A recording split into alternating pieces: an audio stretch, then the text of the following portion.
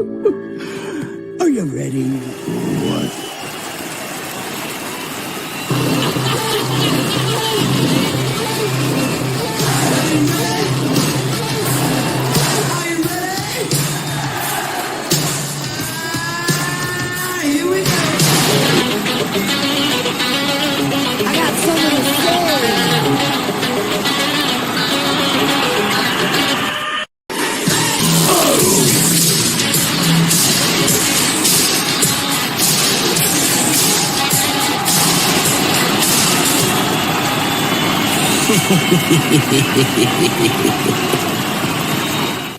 What is going on, people? Happy Monday. Can you hear me out there? Give me a little yay or nay, thumbs up. You guys good? I got some friends in the back going to tell me, yes, we're doing okay. So, happy Monday. Todd, and this is killing him, by the way, is not going to make it tonight. If you all know Todd, he would have done anything he possibly could. In fact, the only other time when I think I went solo for a little bit, Todd was in Disney World and kept sneaking off either to get a snack or go to the bathroom or grab a beer just so he could show his face on stream. So it's killing him tonight. Todd is not going to be here, though. His plane was actually delayed in Vegas. He's been working all weekend. He is a tired man and probably won't be in until closer to, I think, midnight our time tonight. So doubt we'll be seeing Todd tonight, but you never know. If there's a way to live put your face from in front of a camera on a plane, Todd will figure it out. Trust me. He's this is hurting him a little bit. Not hurting me though, because I got to tell you, it's been a fun and fast and furious 7 days. So I got some guests with me today. I'm going to bring them up in a minute.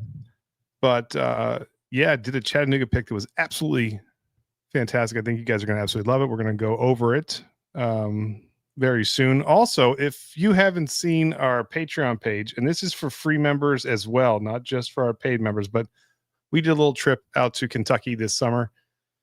We had some company from Shared Pour. We had Mash and Drum, My Bourbon Journey, Bourbon of the Week, Dusty Dan, Stuff and Whiskey. We had a bunch of people out there. It was awesome. We had a great time. We picked a ton of barrels, and they've been dropping very slowly, 2 at a time. So the 2 that dropped today, I just figured I would let you guys know they're up on our webpage right now for Patreon.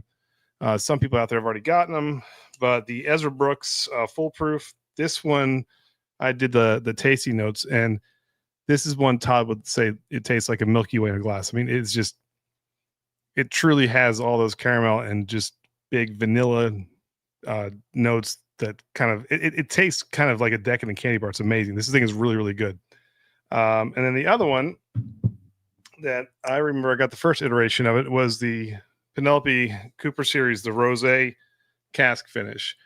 Truth be told, I hated the very first one. I thought it was a horrible combination. It didn't work. And so when I heard that we were going to pick this one, I said, that's not going to go very well. And this one did a 180. It's absolutely completely flipped and changed my mind on this. They did some experimenting with the different barrels they were using the first time. And this is, this time they did 100% Grenache barrels. So for you onophiles and wine geeks out there, it made a difference. The barrel made a difference. The wine in the barrel made a difference. And it's absolutely fantastic. So this is, I also put in the liner notes for this.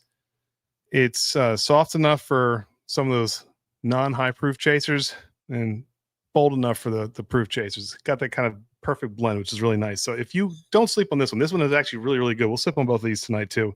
So absolutely good stuff coming. You can head on over and grab those. Let me just say hi to some people here before we jump on. Dave in the house. Diamond Dave, who will be on the cover of our upcoming pick. It should be dropping very soon. Our fingers are crossed.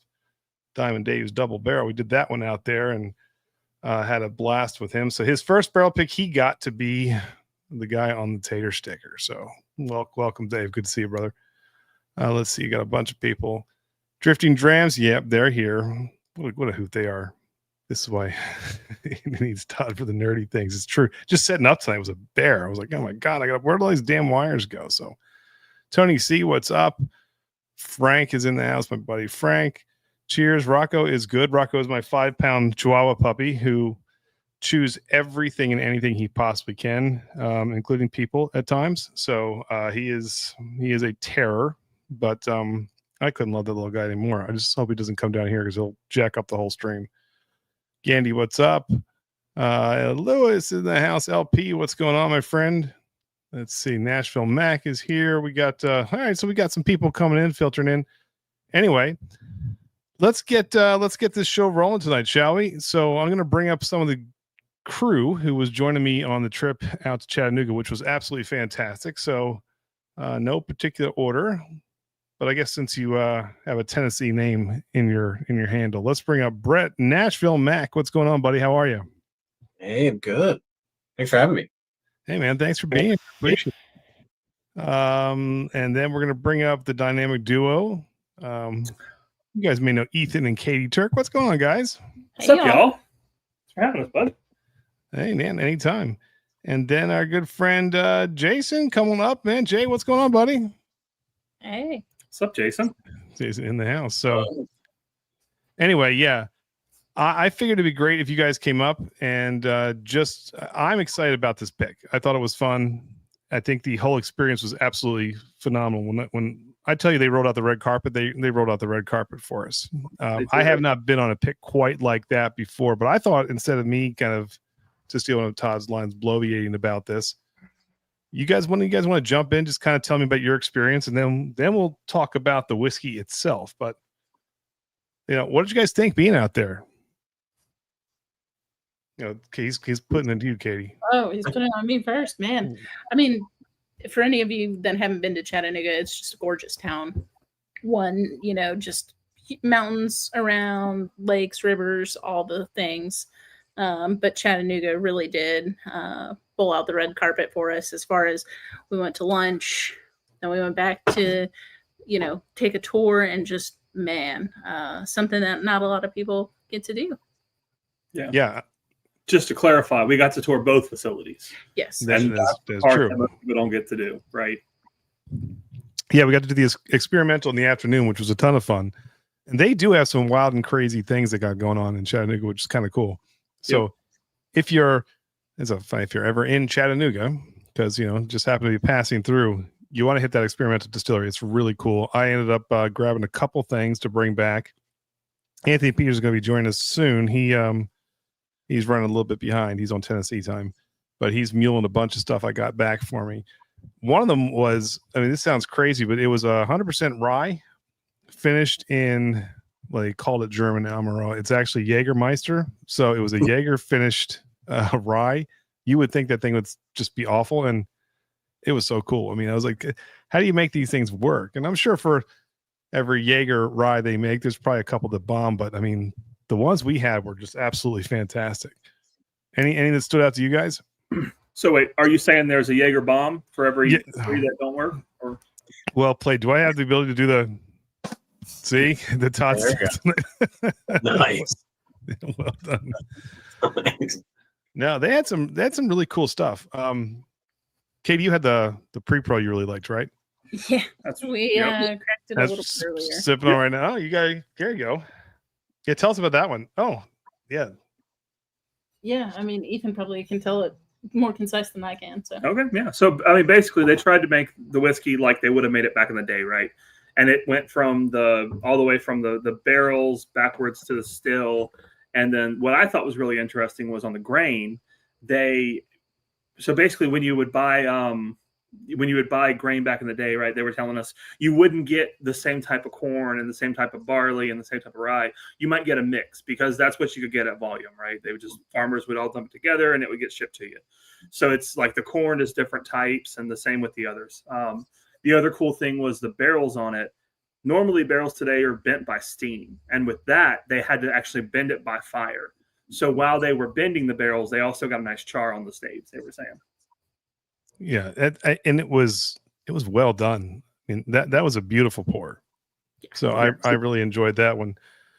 Brett, Jason, any that you were able to grab, or did you taste that you really liked while you were there? I had to order mine are on the way because I flew. I couldn't bring those full bottles, but yeah, I love the cask strength there. I got the new founders. We got to try the founders. The founders flight was really cool at the experimental. I think it was 10, 11, 12. I'm not sure if maybe one of you can remind me, but we got to try all those next to each other. Yeah, and so that was really great. There's so many ports. They're doing so many things in that experimental space. I forget how many barrels they had down there. Something like 50 just in the experimental. That was really cool. And it was funny because no one is technically allowed in the basement. So it was kind of cool to be down there and wandering around. And Tim was with us the entire time. So I mean, he literally stayed with us. He went to lunch. We went over. We did a full distillery tour. Tasted some of the best white dog you'll probably ever have, which was in and of itself phenomenal. He walked us through each barrel that we were looking to select, and we deliberated for quite some time. We came up with a winner, and then we went over to the experimental distillery. We had some more whiskey. We hung out. It was fantastic. I mean, it was top to bottom, probably the most personal, I think, experience, especially for a group that I've been on. I know that, sometimes when I go out to Corbin Cash, if it's just David and I mean, we can you can do some of these things, but to do it with a group, it was just completely different. The way he kind of just took care of all of us was fantastic. So, by the way, Tony C, thank you, my friend. That's really cool. I appreciate that. And for all, I can't wait to crack them open. Neither can we. So, and what I thought, man, he really did go the extra mile, right? When you started missing Todd, he even cuddled you just like Todd would have. It was impressive. Yeah, and right in there, he didn't even. Surprisingly, it didn't make me as uncomfortable as when Todd does it either. So that was, maybe it's the Southern charm. I'm not sure, but Tim's a good-looking man, so I might have been it. Yeah, he's. Jason, how about you, man? What do you think? What were your thoughts on the whole experience? Uh-oh, you're on mute, buddy. I think you're on mute. Sorry, we'll give you a second. Chime in as soon as you pull that back up. But I know you liked it. Not yet. Nope. Not yet. Keep trying. That's right. We'll come back to Jay.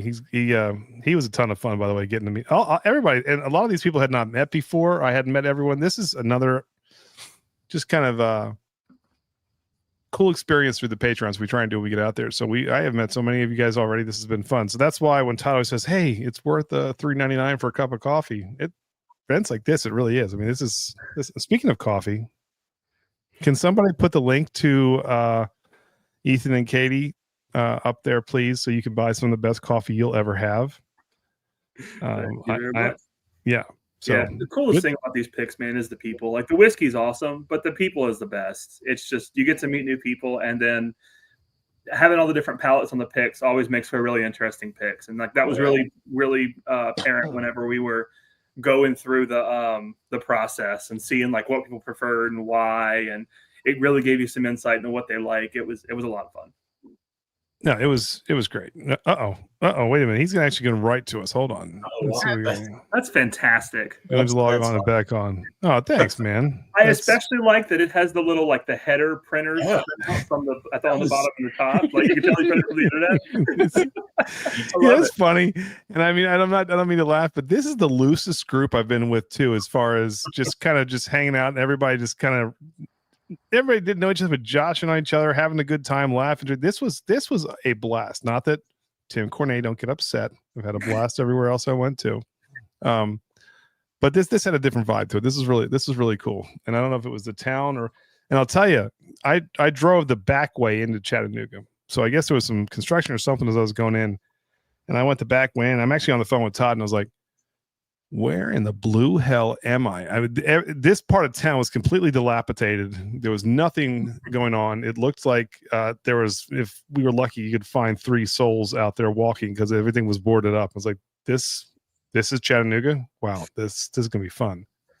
And as soon as you pulled into the heart of town and went down by the river, I mean, a completely new experience. It was absolutely amazing. And apparently that's all stuff that's getting ready to be built up too. I mean, they're doing a good job there. It's a really cool, unique, vibrant city. It was fun. So I hang out with him. He's probably thinking, good, I'm glad I missed this one because it sounds like the city sucks. And I was like, nope, this place was awesome. It was really, really cool. Feel better. Exactly. No, I never do that. I was actually just being honest at that point. So it was, was one of those things. You're just trying to build them up so you can smash them down later. That's what I like doing. So yeah, that's good. I'm good at that actually. Mm-hmm. Also, it was great. We got to really get nerdy, and I thought I was like a whiskey nerd, but no, I learned new levels of nerddom in a good way from hanging with Tim, and even the group. I mean, you guys know a ton about, I was learning from you guys, but I mean, from like really going in depth with the barrel entry proof to their fermentation, temperatures, and how like the attention to detail that Chattanooga whiskey has was really next level. I think I wish a lot of people could go and really visit and do that.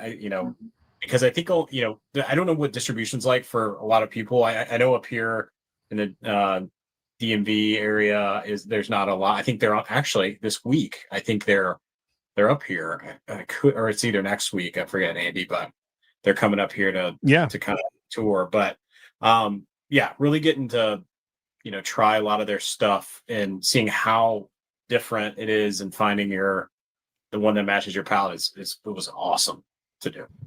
No, you're absolutely right. They're actually going to be so Tim, and I want to say, I'm going to get it wrong. Is it Grant? Was that his brewer? Grant McCracken. Best name ever. So that is that's right. First of all, brewers make the best distillers because they got those crazy kind of ADHD minds that take them to places that we're not supposed to go, and they make these amazing just concoctions, and that's exactly what he's got going on. But then you couple that with Tim's like attention to detail and how much he wants everything to be perfect, and try 3 different ways and 3 different entry proofs, and let's splash this with this type of heat, and it was just kind of crazy. So I'm with you. We were all kind of geeking out a little bit, learning from him. I think the nicest thing was when we were sitting around with all of the samples blind, and they would not let us know anything about them. And when we describe them, he gets this big smile on his face, and he's like, "Oh yeah, damn, you guys know your stuff. Like, you've nailed every single one with the descriptors to what style." And we were thinking, okay, well, maybe we're not as bad as we thought, or at least I thought. And I was like, here comes another idiot savant pick. How many in a row can I do? So it was kind of, I was happy, but it was cool to see the group. We really kind of knew what we liked, and there wasn't too much back and forth. There was a lot of deliberation on some minuscule details, but for the most part, we walked out there very confident that we were going to bring back something good, almost more than something good. But yeah, it was a story for another day. We'll save that one. But yeah, it was awesome. Now, Jason, are you with us now? Audio too? What do you say? Jason. Can you hear me now? Yes. Hey, there we go. Ladies and gentlemen, Jason is here. Good deal. Kind of recap. Let's try this. Round 2, I had a blast. It really was so much fun. I've been to several other picks, but this truly was remarkable in the fact that the owner really cared about everything they showed to us, and the guys that I hung out with, Andy, Brett, you folks, Ethan, Katie, and all y'all. I had a really good time. My wife was telling me, she's like, "Oh yeah, I know you've been on other things," and actually she was like, "So what's this other group you're in, huh?" I said, she said, "It seemed like you had more fun with them than you did the other," and I did. It was just a great experience in general. I ended up getting the rye, which was, I think it's available, in other stores, and it got the founders. Oh, that's good. That was really good. Nashville Mac and I, we tried to fly it together, and they had a couple of founders, I believe, didn't they? Like the 10 and the 12. Yeah, and the 10 was, pretty good. But I did ask Tim. He said, "No, we don't have that anymore." But I said, "Are you sure?" He said, "Yeah, I'm pretty sure." So we try to get a little bit more from him. But I'm excited about this pick because it really is a great pick. Sometimes you go in some of these picks and you're like, I hope we get a good barrel. I hope we can get good things. But this truly was. I'm excited for when it comes out to grab a couple of bottles or whatever I can get. So I really enjoyed it. Just a great time. No, I appreciate the feedback, and I'm with you every step of the way. The funny thing is, so the people on this team, yes, we did have a great time. We all just kind of gelled and got along very well. But there was some really talented palates on on this team too, which is great. You know, Jason and Brett know their stuff inside and out. Katie and Ethan are encyclopedias of knowledge when it comes to this stuff, especially the tall one. And you know, that's what I was pointing to. No, I'm just kidding. Yep. I'm just here. All I do is drive the truck. And then Anthony Peters, you know, you guys have seen him before. If you haven't, he'll be popping up soon. But I mean, he has a whole protocol. This isn't the first pick I've done with Anthony. I've done a couple with him now. And you can't talk to him. You can't look at him. Like, don't make eye contact for 30 seconds. Like, he writes everything down. He's got his Glens out that he brings with him. He warms it up his own way. He takes his notes, and it's kind of like, okay, don't bother Anthony. Yeah. And then it's like the old, like, you know, what is it? Life cereal? Is that the Life cereal? I'm dating myself here as an old man here, but like when it said Mikey likes it, you know, they used to pour the show because he didn't anything. God. Okay. If Anthony likes it, you know that it's good. So we had Anthony on one hand doing his kind of, you know, ritual when he's tasting. Katie goes, you know, if I don't want to buy at least a case of it, it's not worth really getting. I'm like, oh, that's pressure. Great. That sounds good. So I was like, I hope she likes it. So all these things, I'm like, shit, please be a good pick. Like, but I tell you, the whiskey was phenomenal that they put out there. And I think it wasn't too hard to know that after tasting through all three of them, that one of them was the hardest part was not taking more than one back, to be honest with you, because they were really good. Yeah. So yeah, it was awesome. And they were vastly different. They were so different, each one. And it was so cool to hear the different tasting notes from each one of you. Like, mine was a little different than this person and that person, but then when we talked about it, we're like, oh yeah, you know, that makes sense.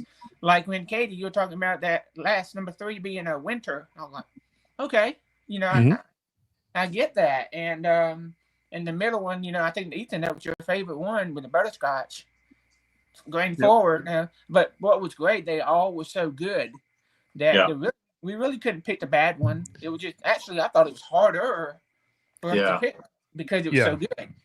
That always scares me when someone tries to wine and dine you and you got 3 glasses and you're like, I hope, you know, those are good. And I see Andy was kind of like, I hope these are going to be good, because I didn't know he would let us go back and get more barrels, but we didn't have to. So I thought that was that was cool too. I actually have a feeling that had we requested with you know, honesty and integrity, none of these are terrible. Like, you know, if there's like, I just don't see this jiving with our group, and can we try something else? I guarantee you to take this back to get another one.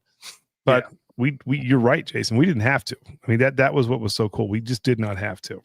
So, hey, Veronica said that Nashville Mac couldn't stop talking about how much of a great time he had. That makes me happy. That's awesome. And Drifting Drams, by the way, Jason, I mean, could this be nicer? I didn't say on the pick, but I'm putting Jason in for mustache of the year. So look at that. That's Jake. That's Jake the Snake Roberts-esque. That's nice. I like that. It's good stuff. So yeah, no, it was all right. So how do you want to do this? Everybody has their pick, yes, with them. I'm taking it easy tonight because the last 2 nights I've had some rough nights, so I got to chill. Okay. That's all right. We got you. We got you. All right, I'm gonna let mine sit for a second here. I have a whole bottle, but unfortunately, I am trusting Anthony Peter to mule it back, and however much he drinks along the way, we'll see what comes back. But yeah, let's get into our picks here, shall we? You need to save just like half an ounce for Todd, just enough to wet the Glen, but just a little to insult him. I wonder just how little I'm going to leave. That's half. How much should I leave him? That's about an ounce. That's too much. Pour more. Okay. Fair enough. And this is when it's going to pop on. Newbie. I learned something too, guys. There we go. Recently joining, I learned, you know, at first I made a joke and I kind of about Todd, and I said, "Oh, I'm sorry," and I'm sorry, you know, I shouldn't. And Andy, you're very quick to say, "What are you doing? Like, this is what we do." So I learned about that. Don't ruin it. Yeah, the one only issue with Brett or Nashville Mac coming to the pick was that there wasn't supposed to be any competition for Dusty Dan as the nicest guy in the whiskey community. Brett might be up there. That kind of scared me a little bit. To where is the little fella? Little fella is on a plane, begging the pilot to go as fast as he possibly can to get back in time, but it is not going to happen. He is coming back from Vegas. So, and I think he lost a tooth while he was out there, and maybe stole a cop car. So, possibly even found a baby at the coffee bean. I'm not sure. He got a face tattoo. Yeah, what happened? Yeah, what happens in Vegas? So, I mean, yeah, he's pretty crazy everywhere. Yeah, so, yeah. Little fellow will be here. He'll be here tonight, but way too late. All right, so I'm gonna do the Anthony Peters ritual on this. Yeah, it was really funny watching Anthony because like we've done a few picks now, and a lot of people have their procedure. But Anthony, you're right. Anthony was like stock still, like he had his thing. At one point, I almost like looked over and said something, and I went, "Oh, never mind, he's in the zone." Mm-hmm. Right? I just went on to the next person because he was just getting it. He was like, Yeah, he's and he doesn't sway. He's got his own style. He knows what he likes, and then as soon as he's got his mind made up. What do you want to talk about? Bam. He's good to go, but you better not interrupt mid, And the good thing about Anthony is like a lot of people who are like that, once they make the decision, they cannot be dissuaded, right? Like that is the best barrel and they will go to the grave over it. Like they will fight people for it. And Anthony was super, super reasonable about it. He was talking about it because he and I actually preferred the same barrel. And he had way more detailed notes on it than I did. But we liked the same one, but we saw the merits of all three, right? So we were kind of all talking about them. He was like, okay, yeah, I could see that. I could see that. And he was going with the group and kind of talking about like why we should pick each one. And it was a lot of fun. Yeah, fair enough. Yeah. No, he was great. Sorry, I said fair enough because I was reading. It's like fair enough. That's a great comment. I was just verbally read that out loud. Jason, if you got a bolted, no, it's totally cool, man. I know you had a long day. Before you do, any last words or anything you want to say to the group or about the pick? I know you enjoyed it, but you don't have to. You can flip us off and go too. But whatever you want, the floor is yours before you roll. Normally I would stay on all night long, but I've had quite a couple of busy days, and I've got to get up super early in the morning. Got a child with some doctor appointments, and I've got to be ready for that. But let me just say this: if you never bought any bottles from 2TEN90, which I know that's not true for most of you, you definitely got to get this one. From the other picks I've had, just the flavor of this this whiskey is awesome, and the fact that it's a Tennessee whiskey will be very surprising. I mean, the flavor is just spot on. So, but I look forward to many more time to hang out with you guys because it really is awesome, and y'all are a great group. No, we appreciate you being there, man, very very much because it was a ton of fun. So it was such a pleasure to meet you. It was great to meet you, Jason. Great to see you, Jason. See y'all later. Y'all enjoy. Thanks, buddy. Bye, buddy. All right, we appreciate it. Thanks, everybody. See, I can do the little Todd things, Brian. I'll help you, Todd. There we go. I was wrong. You don't need Todd at all. I don't need him. I learned that in 5 minutes. That was fine. So no big deal. LP, thank you, my friend, man. My first pour of any Chattanooga party was at a hotel bar in Knoxville during happy hour. It was the 111.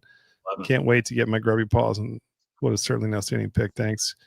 Chatta getting it. Yes. So the name of this, there's a little teaser for you. And actually the guy right below you, Jimmy, will appreciate that. So trying to think of a name we could throw Chattanooga something in there. There wasn't a whole lot. And then all of a sudden I was like, are you getting it? Chatta getting it. I was like, oh, that little Def Leppard song. And no one on the damn pick team knew it. I even played Armageddon. And I'm like, yeah.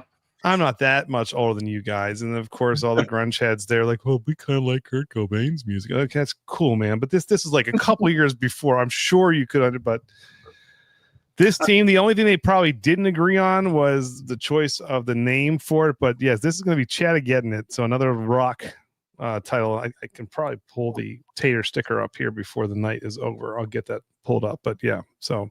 Yeah, I was the youngest one there, so it wasn't my fault. Yeah, that's sure. That's he might be. Who knows? I don't know. But Nashville Mac looks like a baby. So he might be. He's younger than him. I was the old man there. That kind of bothered me a little bit. I was surprised, but oh well. To each their own. So one thing that for me, I saw on the pick that kept coming out is for anybody who's had it, and hopefully you've had it. I'm sorry, that's bottle, not the pick yet, obviously.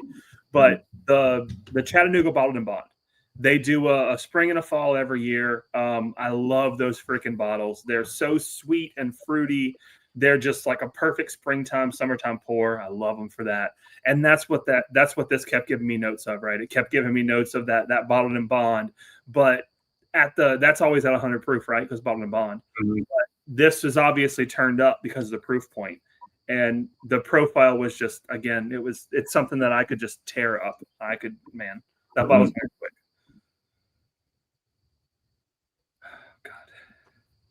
As a good host should do, I was grabbing something while you were chatting. So whatever you said, it was beautiful and poetic. Well, that's I appreciate it. I don't know though. I mean, I think the most poetic thing Ethan said was when we were tasting the White Dog, and he held up his glass and he goes, "Look at these stretch marks." Oh yeah. It's a thing, and I'm making it a thing. Let me say that.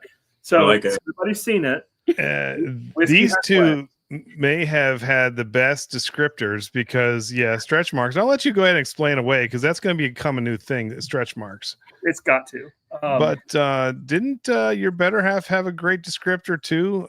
Talk about should know the 80s stuff because I don't think people ate this past 83, but apparently there was a couple old boxes lying around. What did you describe one of them as, Katie? Honey Smacks. Honey Smacks cereal. The one with was it a rodent or it was a frog? Frog, yeah. Okay.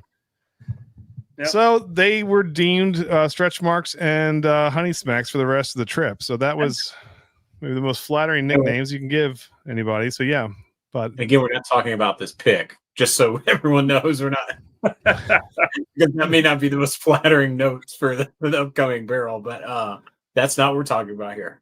No, although I could change the name to Honey Smacks and Stretch Marks. I'd be really interested to see what Stretch Marks tasted like. You deal with this all the time, don't you? Yeah, he's been on one tonight. Jeff, what's going on, man?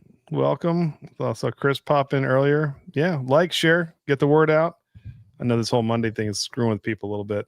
We'll be back on Tuesdays very soon. My daughter has about 4 more weeks left of her current sports commitment, and then we'll hopefully be flying back to Tuesday, so we're not throwing everybody off. Just probably when people are getting used to Mondays again, we'll do that. Right. Yeah, exactly. Frank, thanks, buddy. I appreciate it very much. Let's give you an elite Joe Flacco. Thank you. I got a quarterback option with elite sauce. Elite sauce? That's me. I'm elite.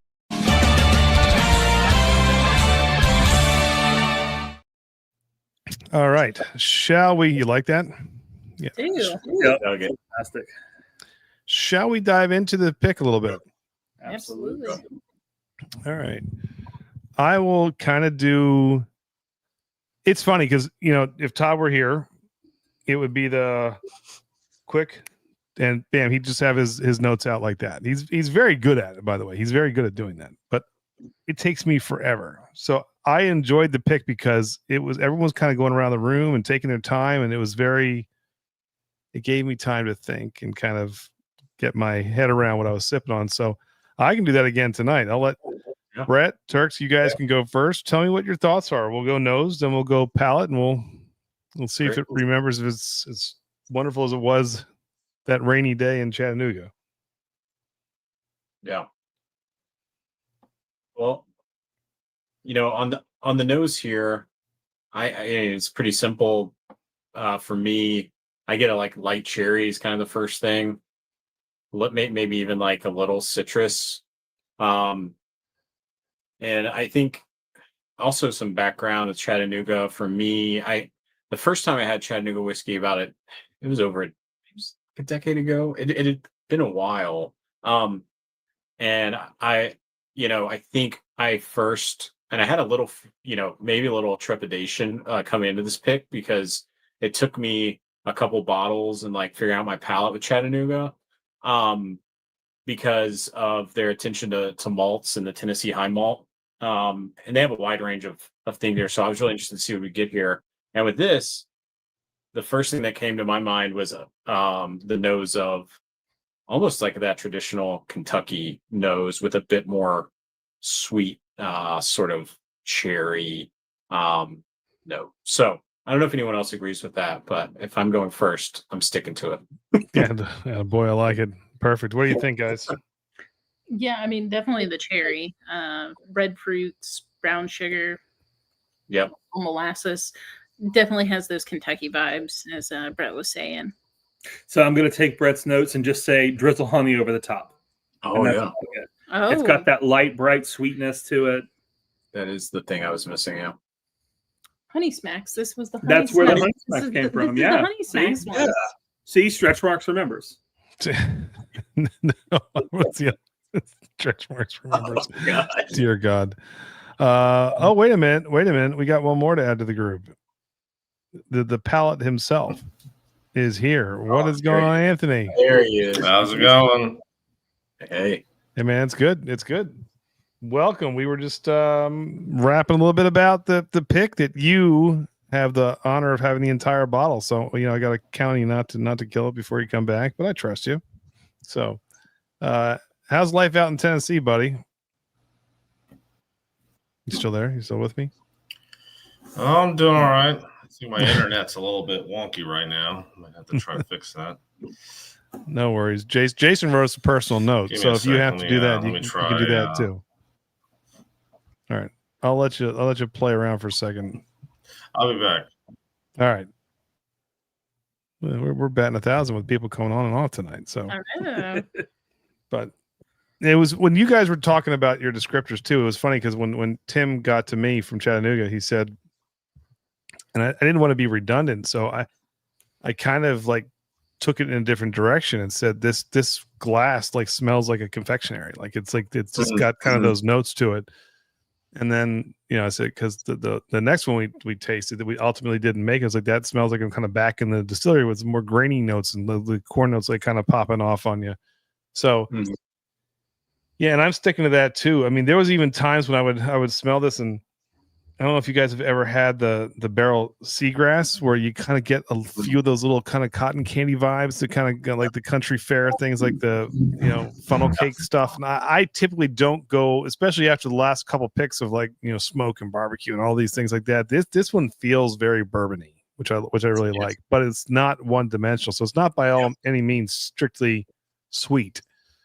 Yeah. There's a lot more going on. You do get a lot of oak and presence and stuff like that, but I just thought this one had the nose on this is just wild fun. This is a really cool nose. And so the palate had some big shoes to live up to, in my opinion. Mm-hmm. All right. So you guys want to do a little virtual cheers? A little sip on this? You guys. We can actually cheers. We're in person. Mm-hmm. It almost looks like you're like separate with the beam right behind you. Like you could almost be like The beauties of AI. Oh man. So does it hold? Is it as good as we remembered? Mm-hmm. Yeah, the noise I made was not just for the camera. Yeah, I mean, it's also nice not having somebody here smacking their lips right next to me. Oh God, it drives me crazy. You got this still like it makes me go back again and again to the bottle and bond because I get so much fruitiness and sweetness on that bottle and bond. Like, but then on the palate, that honey smacks note, like the cereal grain comes out and just adds to everything. Yeah, the 117 proof on this, right? It's 117. Yep. It is perfect for this. Yep. I mean, it is just. This is super well balanced with that oak coming back through. I think. Would you say that? For me, I do think the palate matches the nose on this one. Do you agree? Absolutely. I think nose alone, it could fool people slightly into thinking that it was going to be maybe sweeter than it actually is. So I think there's a nice balance of some of those oak notes and you get a little bit of spice to kind of cut through, because most of what we smell is what we taste anyway. But when you do sip on this, it changes, and there's a lot of layers to it. So it's not one dimensional by any means. It's a very complex bourbon. And I think you're right. I think the 117 is a perfect proof point for this, because it drinks big enough that you're like, yeah, that's a nice pour. I can have a few sips of this neat, and I'm loving it. But it's going to keep drawing you back in. It's not too big. It's just like, I love our hazmats. We've done well with them, but sometimes I like to dial it down. I started falling in love really with that proof point between 110 and 115, really because of the Chattanooga 111.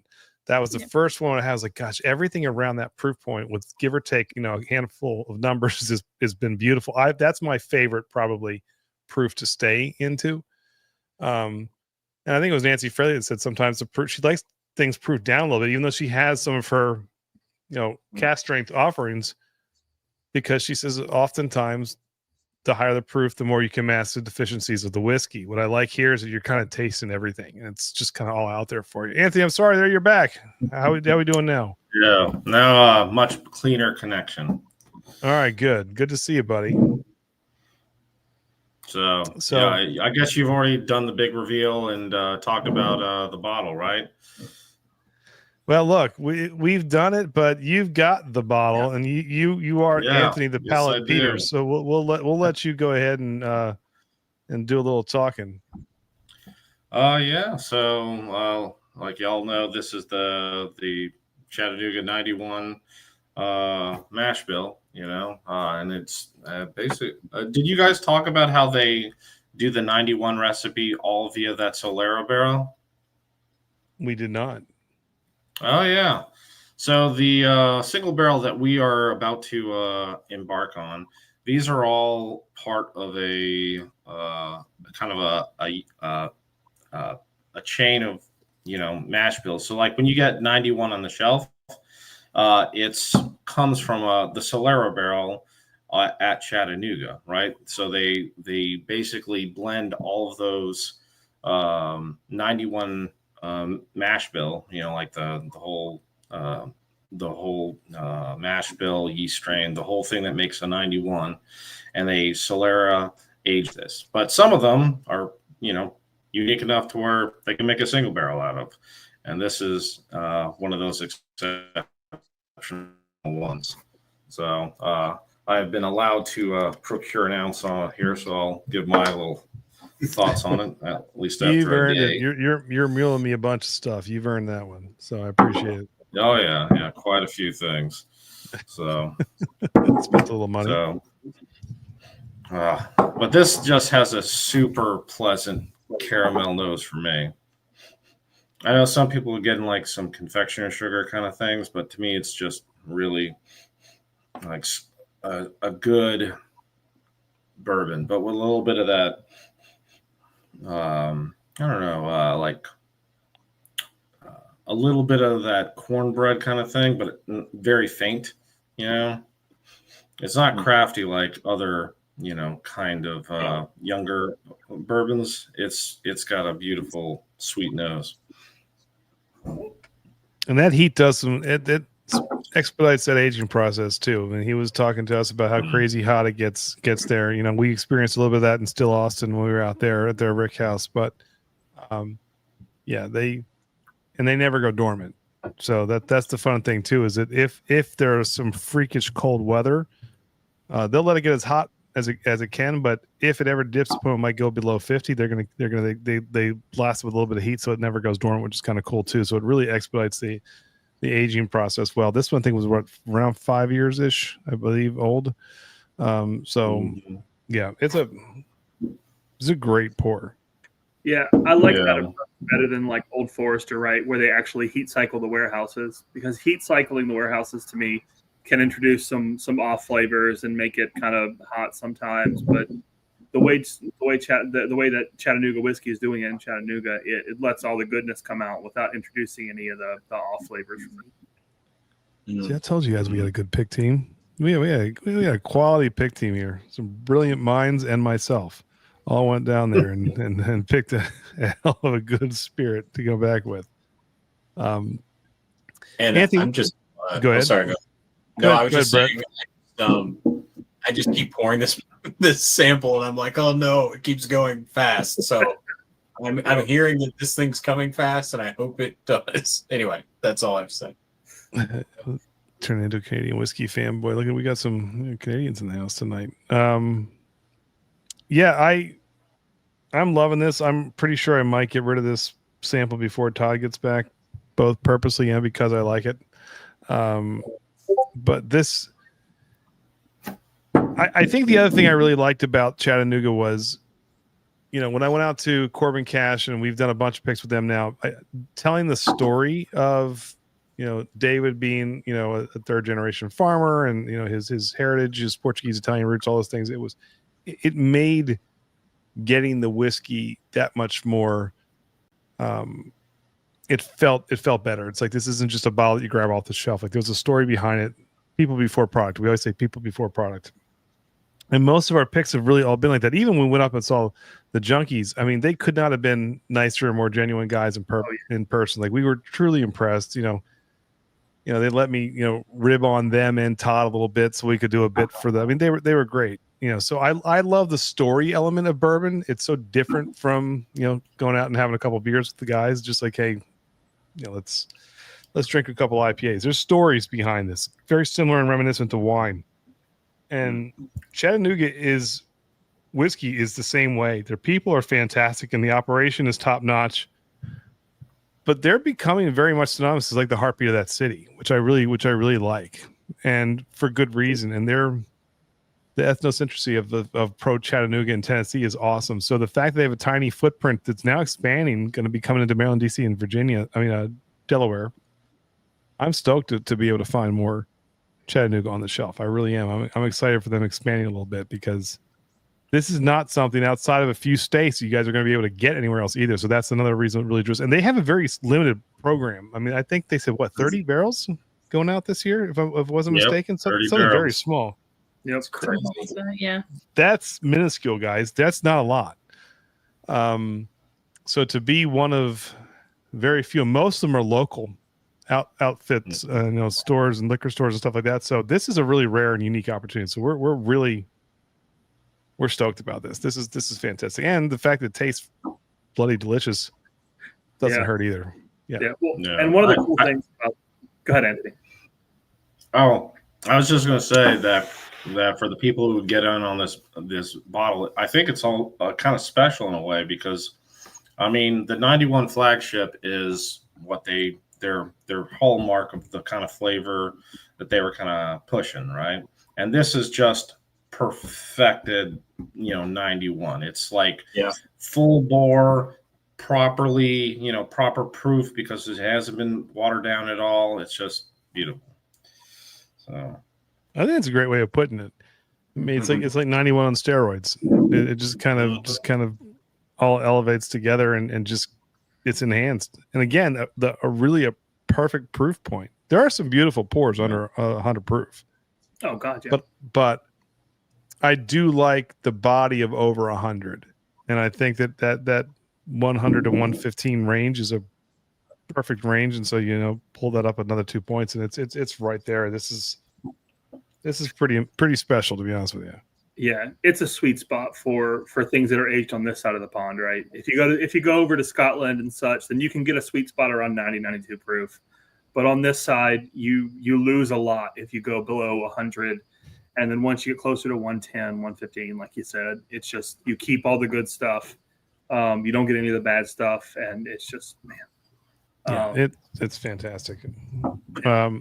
Anybody out there, if you guys in the chat, have you tried Chattanooga? If not, are you looking forward to this? I know this is a little bit different and that's what we're trying to do. We're trying to get you picks that you guys haven't had before or seen much of out there. So if you haven't, this is a great opportunity to get your hands on something pretty unique and pretty special. So we're excited for this to be coming at you. I think I got the tater sticker I can pull up here, which will mean nothing to anybody here. Anthony, I thought you'd know for sure. You didn't know either.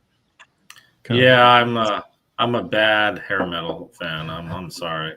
I'm trying to work on you guys. I'm doing my best. It's really not going as planned, but that's okay. I mean, I dig the music. I just can't remember who it is or what it was.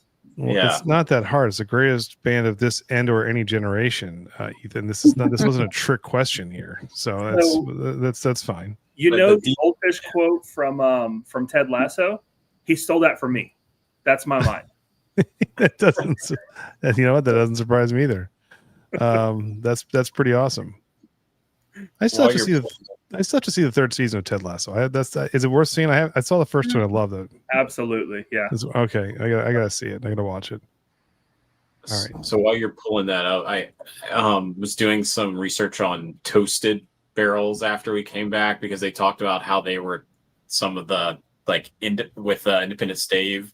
I think they mentioned that they were one of the first ones to really challenge like a specific toasted stave profile for the barrels.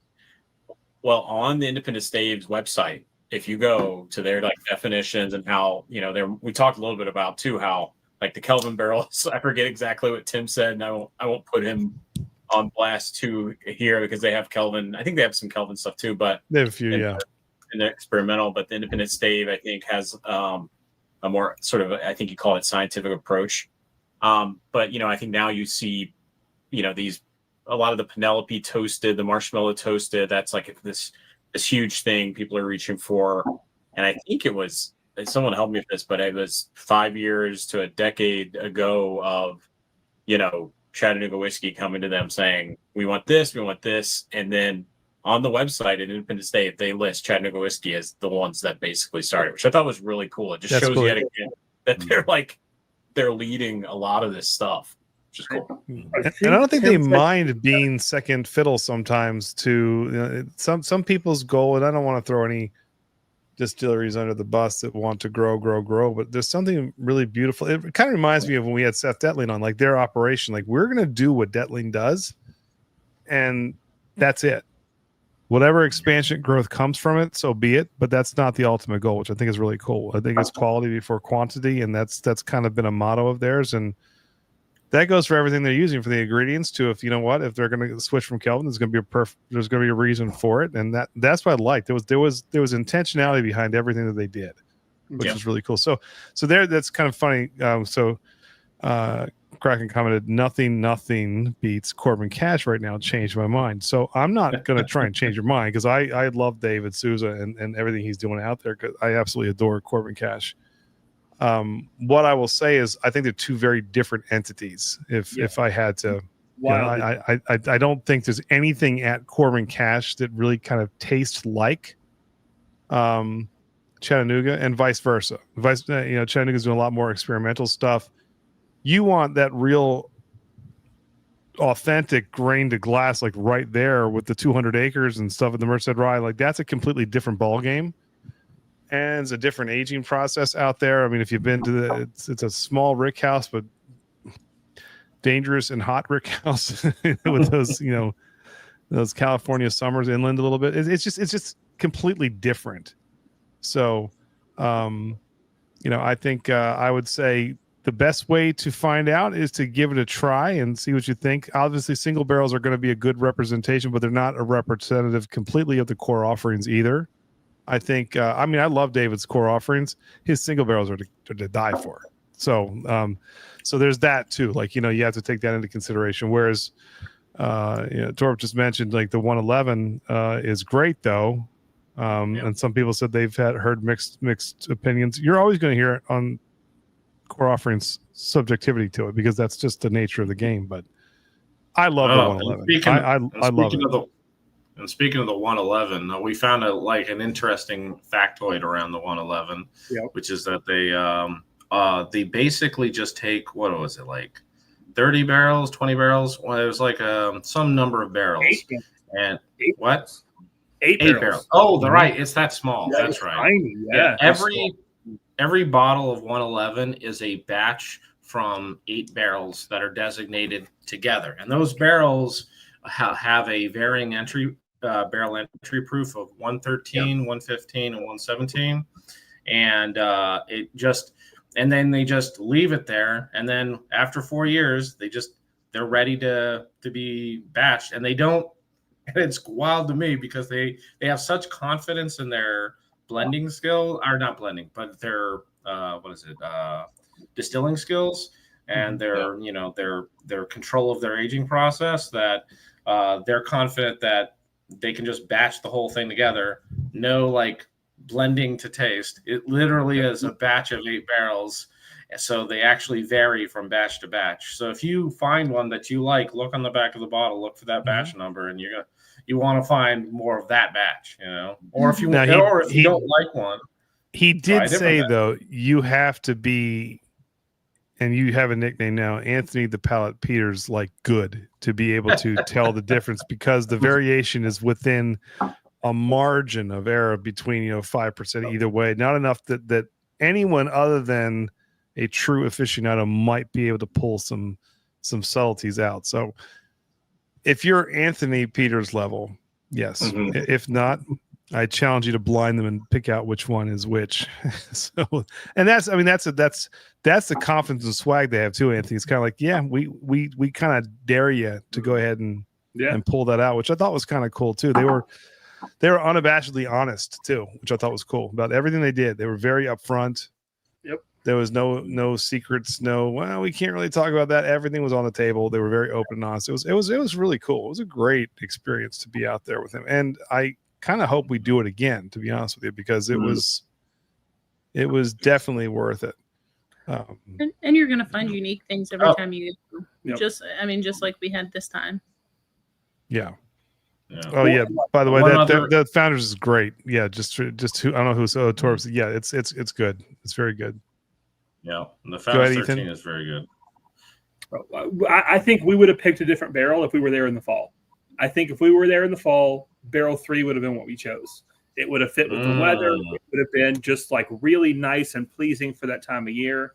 That's one of the cool things about Chattanooga. They have so many different expressions. They really are like, I don't know if it's, I assume it's on purpose. Maybe it's on accident. Like they're making different whiskey for your different moods. It's now I kind of want to go there, and I didn't want to go there, but I'm going to. There's a case to be made for every single one of them. Yeah. And I did. I fell in love with the third one too. Brett fell in love with that one. Yeah. And truth be told, we almost had both of them. It just so happened. So funny, true story. Like Tim was with us, and he's the owner. He's like, "You guys want to do the ride too? I mean, not the ride. Do you guys want to do number 3 as well?" We're like, "God, yes." So I'm on the phone with Jay at Sherport. Like, "Dude, we got 2." He's like, "Go for it." I was like, "Fantastic." Come back, and he goes, "Great. All we need is John, who's our product." I just threw his name out there. I'm sorry, John. John, our guy to okay it because of the numbers and make sure that's okay. And he came back with a hard no. He's like, "No, we just have the demand is way too much. We have too few barrels. We can't do it." And we're like, "Tim, override this guy. He's no longer our friend." But no, I'm kidding. John actually helped set the whole thing up. So I love John. I'm appreciative of him. So no throwing shade at John. It was a numbers thing, but it was that good that we almost came back with 2. Yeah. And usually if you're not tasting, 15 samples, that's something that's not going to happen. But both were just so outstanding. It was, again, a testament to just the good stuff going on in Chattanooga. And they were all brand new barrels, by the way. Like those were things that hadn't been gone through before too. So we got some brand new stuff. It was a dynamite experience. It really was. And I guarantee you, just like you said before, like there were 30 picks this year. Not many people, not many distilleries that we've been to will say, "Sorry, you can't have one." It's just shows the demand for the Chattanooga picks, and these groups can't get them. Think on how long it took you guys to get one. Some of these other groups that I think Sealbox dropped one last week while we were there. A weeded mash bill, but I can't remember the last time Sealbox had one. Yeah, a year or two. They're far and few between. There was a channel not too long ago that said, "I don't think that you're going to see whiskey influencers get one from Chattanooga because they just don't do it." Yep. So the fact that we were able to get one was kind of amazing. We're like, this is really cool. So, and then to put together just a outstanding pick team who knew whiskey inside and out, and then come away with the barrel that we did was awesome. I came home, like I said, I've loved all the picks I've been on, but there was something very different and special about this pick that was just it made this one of those ones I'm like, man, if I could pick one to go back and kind of redo. Maybe it was the fact that Ethan was there. I don't know. So he's pointing to himself behind it, Katie. He's like, yeah, it was me. I mean, you can't prove it wrong, so there's at least a chance. Well, and Brett was saying the same thing, so I mean, it's got to be the I was trying, but then it's clearly Ethan. Yeah, well, look, if it were for stretch marks and honey smacks, this wouldn't have been the same pick. So I gotta say they were fantastic. Where's the bald one today? He is on a plane in Vegas, really, really upset, and probably drinking some 90 proof Jim to get him through the trip. His plane was delayed from Vegas, and he's not going to be home probably until midnight or so. We'll be off by the time the little fellow lands. So, no good news for Todd tonight. Here's Tim's. I see how we rate Michigan. And here's the thing, so again, different experience. So no, Tim, that one was a blast too. I had a killer time in Michigan. So I'm not saying that this one was, the cream of the crop and the best one ever. It was different because I've never experienced, especially with the group, the red carpet rolled out the way this was and all the different operations. Their facility was so tiny. There was only so much they could do anyway. That was a very personalized pick where we just kind of got to go in there, meet the guys, hang out, sit through a bunch of stuff. So they're just two different things. It's just kind of like when the comment, what's better, Chattanooga or Corbin Cash. It's all subjective. I'm just saying this was a really, really cool pick, unlike any I've been on before. And to do it with a group was even more special. It was kind of nice. Tim Cornett and Andy really so really let's say this. If it weren't for that Tim Cornett who was my cameraman, I think everything would have been fine. So the tater sticker that no one cares about at this point because everyone is apparently on this channel. I thought whiskey people were going to be a little bit more in the know and a little bit older. I guess they're not. I guess where's Sugar Kitty when you need him? But there we go. So that is Chattagetting is going to be our pick. So yeah, that is the actual Armageddon cover. Changed a little bit with a little bit of some whiskey going in there and some. Nice. That's the pick coming. Chattagetting. Love it. Yeah, I appreciate you guys pretending to like it. That's what I like about this group. You know what? They do have a heart. Thank you. I appreciate it. So half the fun of this stuff is coming up with hairband names and how many are left. That I can pull and stick on a tater sticker. So, we'll see what's next. Have you said when this is? Sorry, Andy, if I'm jumping. Have you said when this might be coming or no? We don't know yet. This. Talk about. I hate saying when it's coming, and here's the reason why. It's ready. Now it's in the hands of shipping, purchase orders, getting across the country, storage. What can we take? When are we releasing what? In a perfect world, this would be here in a few weeks, and it may very well be, but maybe not. I don't know. So we will see. Is that a Bon Jovi cover? Now that is my heart a little bit. I mean, the bottle's ready to go. I know it's ready to go. This one should come a little bit quicker. So I would assume this one would be here. This one I'm hoping should be here in May. So that'll be good. Tim, you didn't miss much as a bourbon, 117.1 proof, around 5 years old, and it is the 91 mash bill, and just I think elevated, like Anthony was saying, to a whole different level and experience, which is really, really, really cool. So, one other tidbit on this particular single barrel. This had, I think there was one other element. I don't know if it's standard in a 91 or if this is the unique element, but this is the barrel type that has the most toast that Chattanooga uses. Yeah. Mm-hmm. So Chattanooga uses multiple toast levels, but this specific one is the most toast that they use. So, by the way, can I switch gears because my friend, my good friend Jimmy, is here, For those of you who have been with us a long time, you know Jimmy's random content. I'm going to put him up there. It's anything but random. He's one of the best artists I've ever. He is producing and starring in a movie. They're doing their own movie, which I think is just completely badass. Wow, that's cool. Is that the horror guy you brought on a while back? Yes, the horror guy. This movie will be too scary for Todd, so he's not allowed to see it. But buddy. This is, he sent me an autographed of the actual kind of poster release. It's coming. He autographed it for me. And Jimmy, if you want to put any links to your handles or feeds on there, please do. But I was so excited, and his beautiful wife Marcel signed this too. So he and his wife signed this to Andy. Rock on, Jimmy, and I heart Andy from Marcel. How sweet is that? So it's really, really cool. Awesome. There are none for Todd in here. I just want to point that out as well.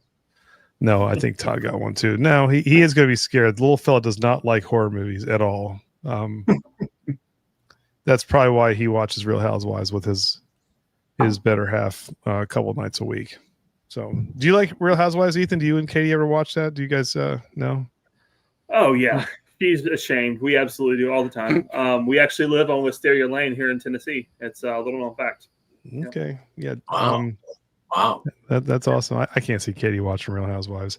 Todd loves it though. He really does. He enjoys it. Negative. He can dip and nay. Todd's actually pretty impressive. I'm not gonna lie to you. So he can do both. But yeah, Jimmy, put his content on there. He'll do more promotion after filming. That's fine. But yeah, he's just an all around. Or subscribe to his channel. Just a really extremely talented artist, and has one of those creative minds that will kind of. Remember I was talking about the home brewers make the best. Like, consider him a home brewer of art. He's just that good, and a hell of a nice guy. So, horror movies are what life's all about. Do you guys like horror movies? You guys like scary movies? Just sidebar. Yes. Yeah, more or less. I love them. Do you? All right. So like, no.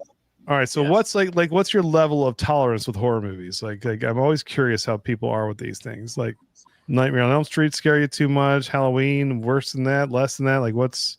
Those are fine. I'm not big into like The Purge and what is it? The Ring and all that. The Ring was kind of freaky. That was a little bit scary. Those are not my type of movies. I like suspense. I like thrillers. Katie's preferred level is like Despicable Me. That's where she likes to stay. Yeah. Gru is a little intimidating at times, by the way. He has a whole fart spray machine that's a little bit scary. So right? I've watched that with the kids. Yeah, Gru can get up there in some scariness. Yep. No, like gore. Like I'm not a big gore guy. Like I'm not, but I love like the classics. I think kind of more like The Shining, Rosemary's Baby, that kind of thing. Like, okay. But yeah, I'm not like. But and like Halloween is the top one. But like, I just can't. I did like the first, what was it, Saw? The first one kind of pushed it. Then the other ones got a little too like. Yeah, we're just gonna shock you with gore. That's when it pushes it for me. I did actually see that in theaters. Yes. And it was kind of a crazy experience because that was the first one of its kind to come out like that. I was like, just a little bit, but it did kind of set off a whole new genre of horror. That's kind of much for me. That's big. So I it would be the best dream. Let's spend the last hour based on Todd. Todd's favorite metal band is Nelson. The Grudge scared me. Marcel said the Grudge noise and couldn't sleep. That's so.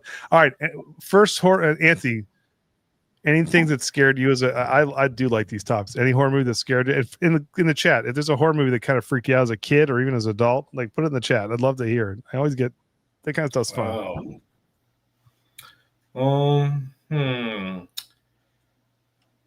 as silly as it sounds, as a kid, you know what really creeped me out? There was this one movie, I think it was called Critters. It was like a B movie horror film, but like when I was like a young kid, it would like come on Sci-Fi Channel for some reason. They were like the little knockoff Gremlins, right? Yeah, the knockoff Gremlins. Yeah. And man, that scared the crap out of me when I was a kid. Oh, Dave Vogelsong's going back to Hitchcock, man. Said the birds scared him as a kid. Great. It's great. For me, it was actually a TV series. When Tim Curry was Pennywise in It. Oh, yeah. And it was before the new one. The remake was actually really good. But when you're a kid and that clown sitting there, and Geordie with his little paper or boat going down the sewer, and he pops his head up, freaked me out, man. It probably made me despise clowns for the rest of my life because of that that movie. So yeah, that was mine. Grabbers. Everybody see Grabbers? I don't know what Grabbers is. Sounds scary. What'd you say yours was, Brett? I love The Shining, and then I love like Rosemary's Baby, but like a newer one. I'm trying to think like some of the newer horror ones I like. I don't know if top. Oh yeah, Exorcist. That freaked me out. Yeah, that was a little. Yeah, spitting out the pea soup. That was a little bit kind of gross. I'm not gonna lie to you. Yeah. Oh, I do have this is a terrible story, so I'm going to tell it anyway. So, one of my best friends, he married his sweetheart who is completely deaf, and so he learned to sign, and they have a bunch of kids, and he's a trip. He is unapologetically himself. So his first grade daughter and his third grade son heard that Halloween was not that scary. A lot of the kids in their class had watched it. Now, if you guys had seen the original Halloween, there's no way you're letting your kid watch Halloween. But they begged him and begged him and begged him. And finally he said, if I let you watch this is on you. I don't care if you have nightmares for the rest of your lives. You guys, this is completely on you.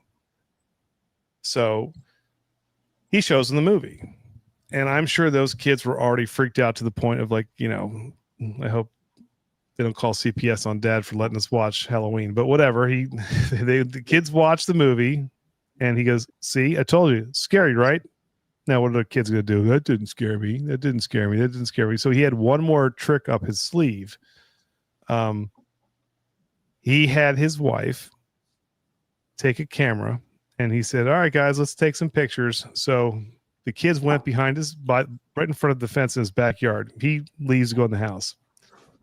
They're taking pictures. And then when they get back into the house, they said, let's take a look at the pictures that we shot in front of the fence.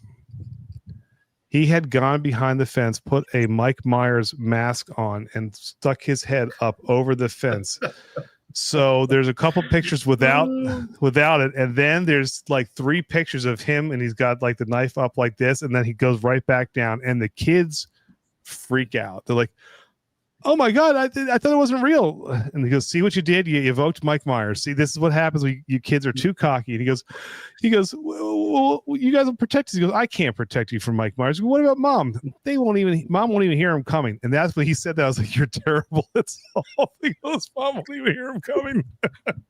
I was like, you are the worst person alive. You just, but the kids were scared shitless. He put a Mike Myers mask on, just to scare his kids, like, you are a son of, I can't believe you did that. But then again, I mean, it was the funniest story. As long as I don't do it to my kids, that's fine. You can do it to yours, but that just seems inherently wrong. So yeah, for whatever reason, that Halloween, that's what I think of when it comes to Halloween.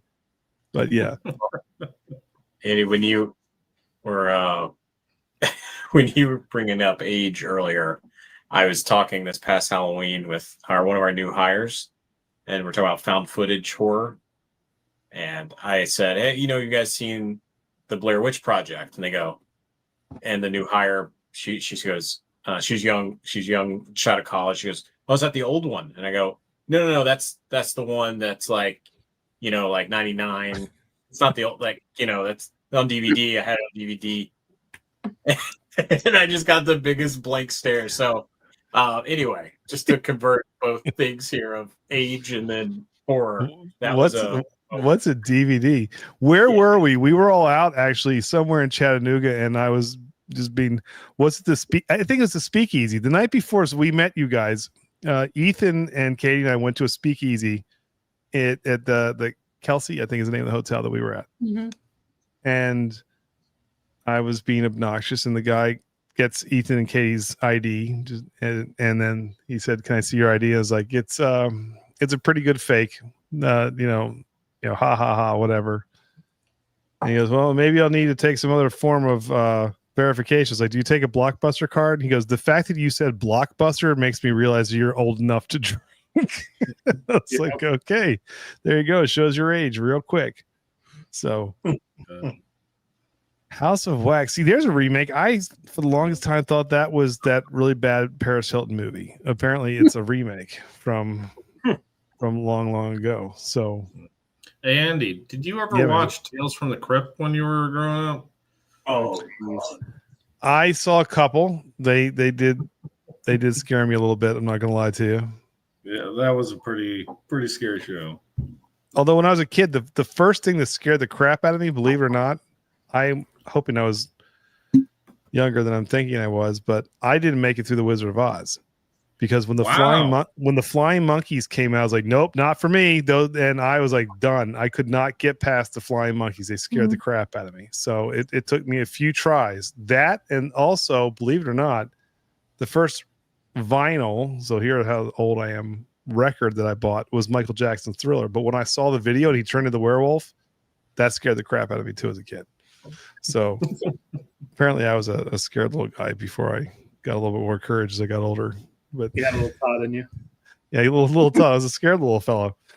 Todd's still a scared little fellow. So it's just a Cheshire cat to go with it.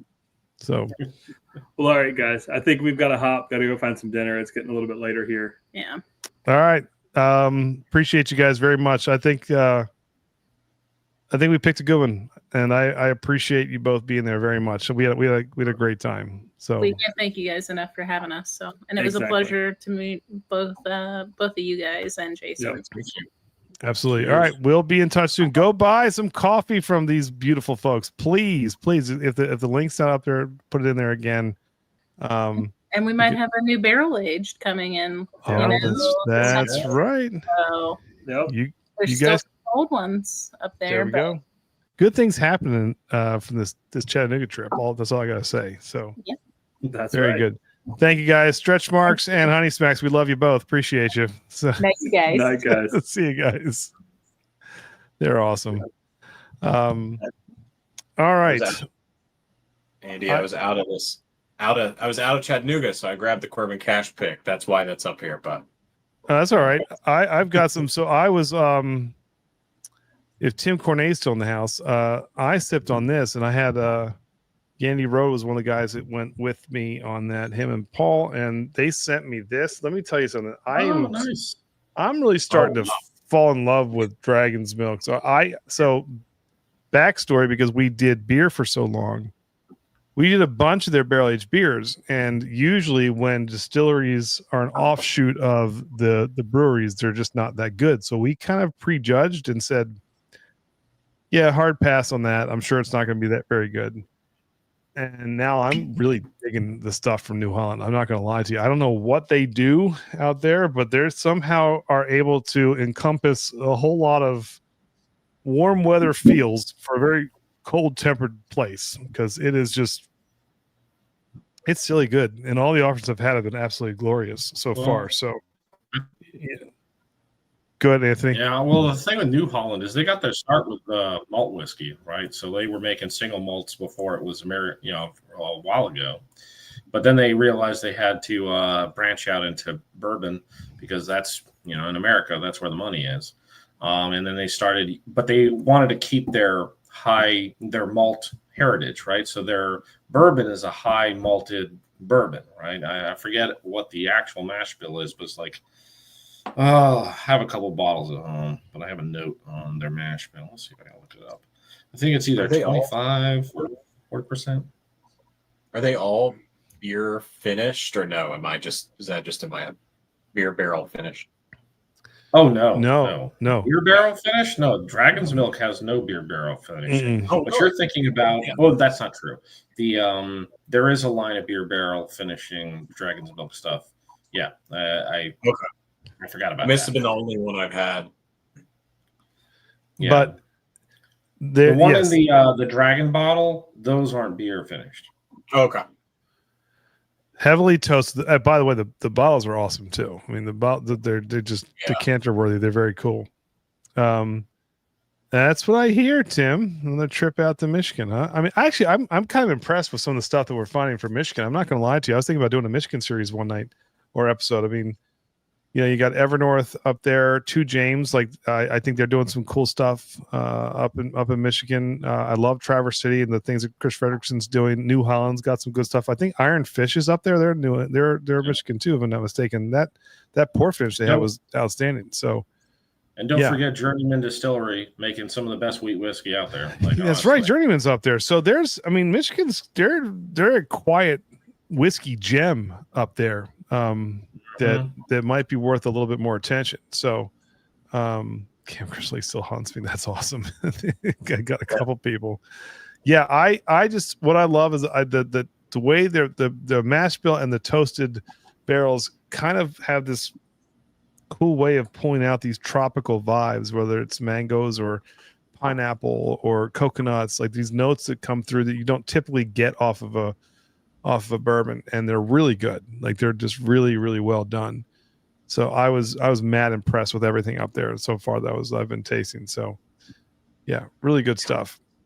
The other one I got from, I think Todd did a short on this, but Jay West, this is a really fun pour too. The Reveries series. This is the Raven, his bespoke series. This is a blend of 4 different barrels, 9, 10, and I think 14 years old. Really tasty.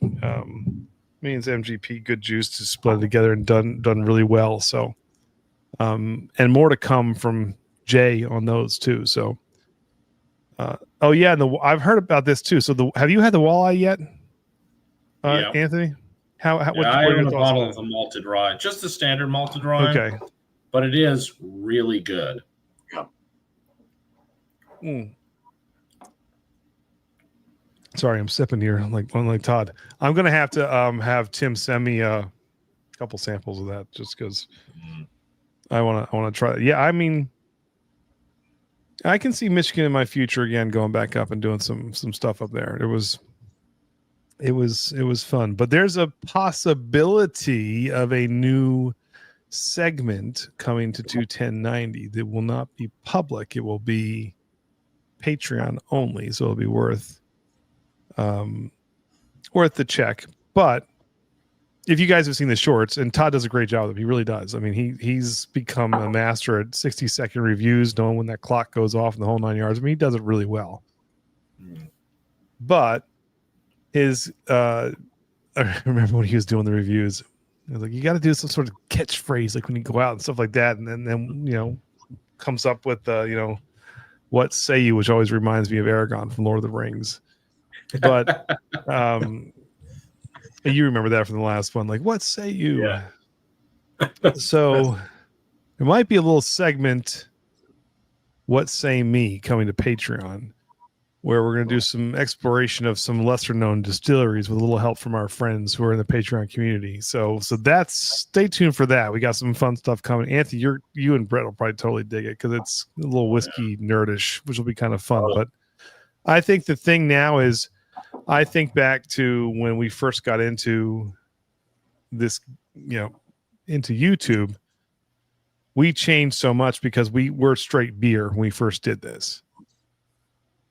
And that's what the climax of all the microbreweries across the United States, where it went from like 3,000 up to like 8,000, like in a blink.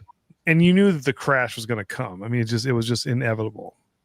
But when we transitioned to doing a lot more beer stuff in conjunction with whiskey stuff in conjunction with the beer, craft was still a bit of a not yet game. So we were able to kind of cut our teeth on the macro, the good stuff that you see on the shelves. Then the allocated game came, the unicorn hunting, all that stuff. People got tired of that. And as all that's coming together, next thing you know, craft isn't so crafty anymore. And there's some killer distilleries out there who's got some age on their juice. And I just want to throw a little light onto that, because that's kind of where you find your next gem. Like that's where you find the next Corbin Cash, where you find the next Iron Fish, or you find the next, whatever. Like that's what I like. So, hey, good night, Jimmy. Thanks again for all your support. Give your better half a hug for me. You guys are the best. And I think Andy, not Todd, has to say. By the way, everybody sends me stuff now. It says Andy, not Todd on the. I love it on the package, because Todd has so much crap in his basement that I'm starting to get some whiskey here too, which is kind of nice. Hence these 2 bottles, which are kind of fun. So are you still hauling? Who's hauling the Detling Rye pick sample? Sorry, Detling Rye sample for Todd. I promised him that it would make it there. Oh, it's in Anthony. I think it's in Anthony's bag of stuff. Okay. All right. It's in the bag. It's still safe. Yeah, you can't blame it on me yet. Now, when it gets to me, what happens from there, you can certainly blame it on, but you can't blame it on me yet. So, all right. You heard it. You heard it here, Todd. Todd won't. Actually, he will rewatch. He's going to rewatch this whole thing because he's not on it. He's gonna critique my performance in the morning, I'm sure. So, Andy, can I talk about this? So this, go for it. So, as a hazmat, like obviously, I don't know, maybe some of you are rocking hazmats every night. That's impressive. So I don't, but this is like every time I open this Corbin Cash is getting better. Which I think, and I don't know if you guys have other sort of bottles like that. I think hazmats for me do that better than others, where, I mean, this one is like the top. And even now, every time I open it tonight, cracking this, sipping it, and it is just chocolatey, raspberry, oh man, I love this. This is like one of the best bottles on my bar. So props to the team that picked this guy. I'm loving it. Well, you're welcome. It was me and David going through those bottles out there. That's awesome. It's funny though that you said that, because see, Craig goes right back to nobody. I'm with you. And look, here's the thing. I say this in all sincerity. When I went back to Corbin Cash about a month ago, and Anthony, you were out there. You were with us at the distillery. So the night I got in on a Wednesday, we were supposed to do the pick that Wednesday night, and my plane got delayed. Things got pushed back. We went early in the next morning. We started sipping through barrels. The year before, when we picked what you're sipping on, it didn't take long. It was literally like one sip, like, oh yeah, that's you can come home with me. And the same with the rye. Like both of them were there was just something that just said it might as well just had a big take me sign on it, because they were so, not that the other ones weren't good, but they just stood out. This year we went through a bunch of different barrels because they were all so bloody good. And so when Kraken's like nobody, well, I gotta tell you, like it was insane trying to pick it. And so we did get another hazmat. We got another rye. I sampled 3 sweet potato whiskeys there that everybody wanted me to take back. And I literally told David, I said, I don't think this is going to work. And it wasn't that I didn't like them. We just lost Brett. But it wasn't that I didn't like them. It was that I didn't think they were sweet potato forward enough. They just tasted like really, really good whiskeys to me. So anyway, long story short, I'm like, we're not taking a sweet potato whiskey. And then when we got back and everybody was there, he goes, well, there's one more barrel you guys can try. And I had to try it in front of the group. And Anthony looked at me and was like, if you don't take this barrel, people are going to kill you. And it was fantastic. It was hands down the best of the 4 that I had tried. But to go back to Brett, to what you were saying, when people tried the next year's version of the hazmat, the one that we got now is a 9-year, not an 8-year. You're sipping on an 8-year. Yeah, everyone was like, that's even better than last year. and it was like unanimous. And the same with the rye. I thought the rye was hands down great. When Mark Schobel and I were out in Las Vegas after that for the Vegas giveaway trip, he tried the 9 and the 10 side by side. He goes, I can't believe how big a difference it is. And I love the 9 year, but the 10 is just so. These picks coming are probably going to reemphasize, Kraken's love for Corbin Cash, because they are killer. And that's why, when you said like what, Chattanooga versus Corbin Cash, they're just so different. They're just completely different entities, and both have their place and are just really good. But yeah, these Corbin Cash are going to hit.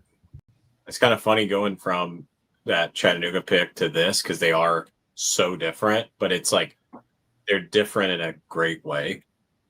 Because I'm not picking up the Has every night, but with this, with the other one, like it's like, but I want, like, there's some nights where it's like, that's what I want. Right. Like that's exactly the taste profile, that finish, which is like still sitting here in my mouth after 15, 20, 30 seconds.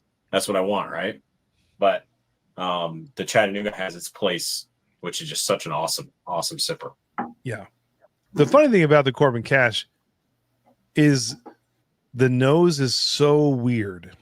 Not in a bad way, but the fact that you can stick your nose right up inside of that thing, it's 150 proof, and you're not burning every hair in your nostril off. It's amazing. It really is. It's just something very unique that you just do not see very often. So there's a lot of uniqueness to that too, which is kind of fun.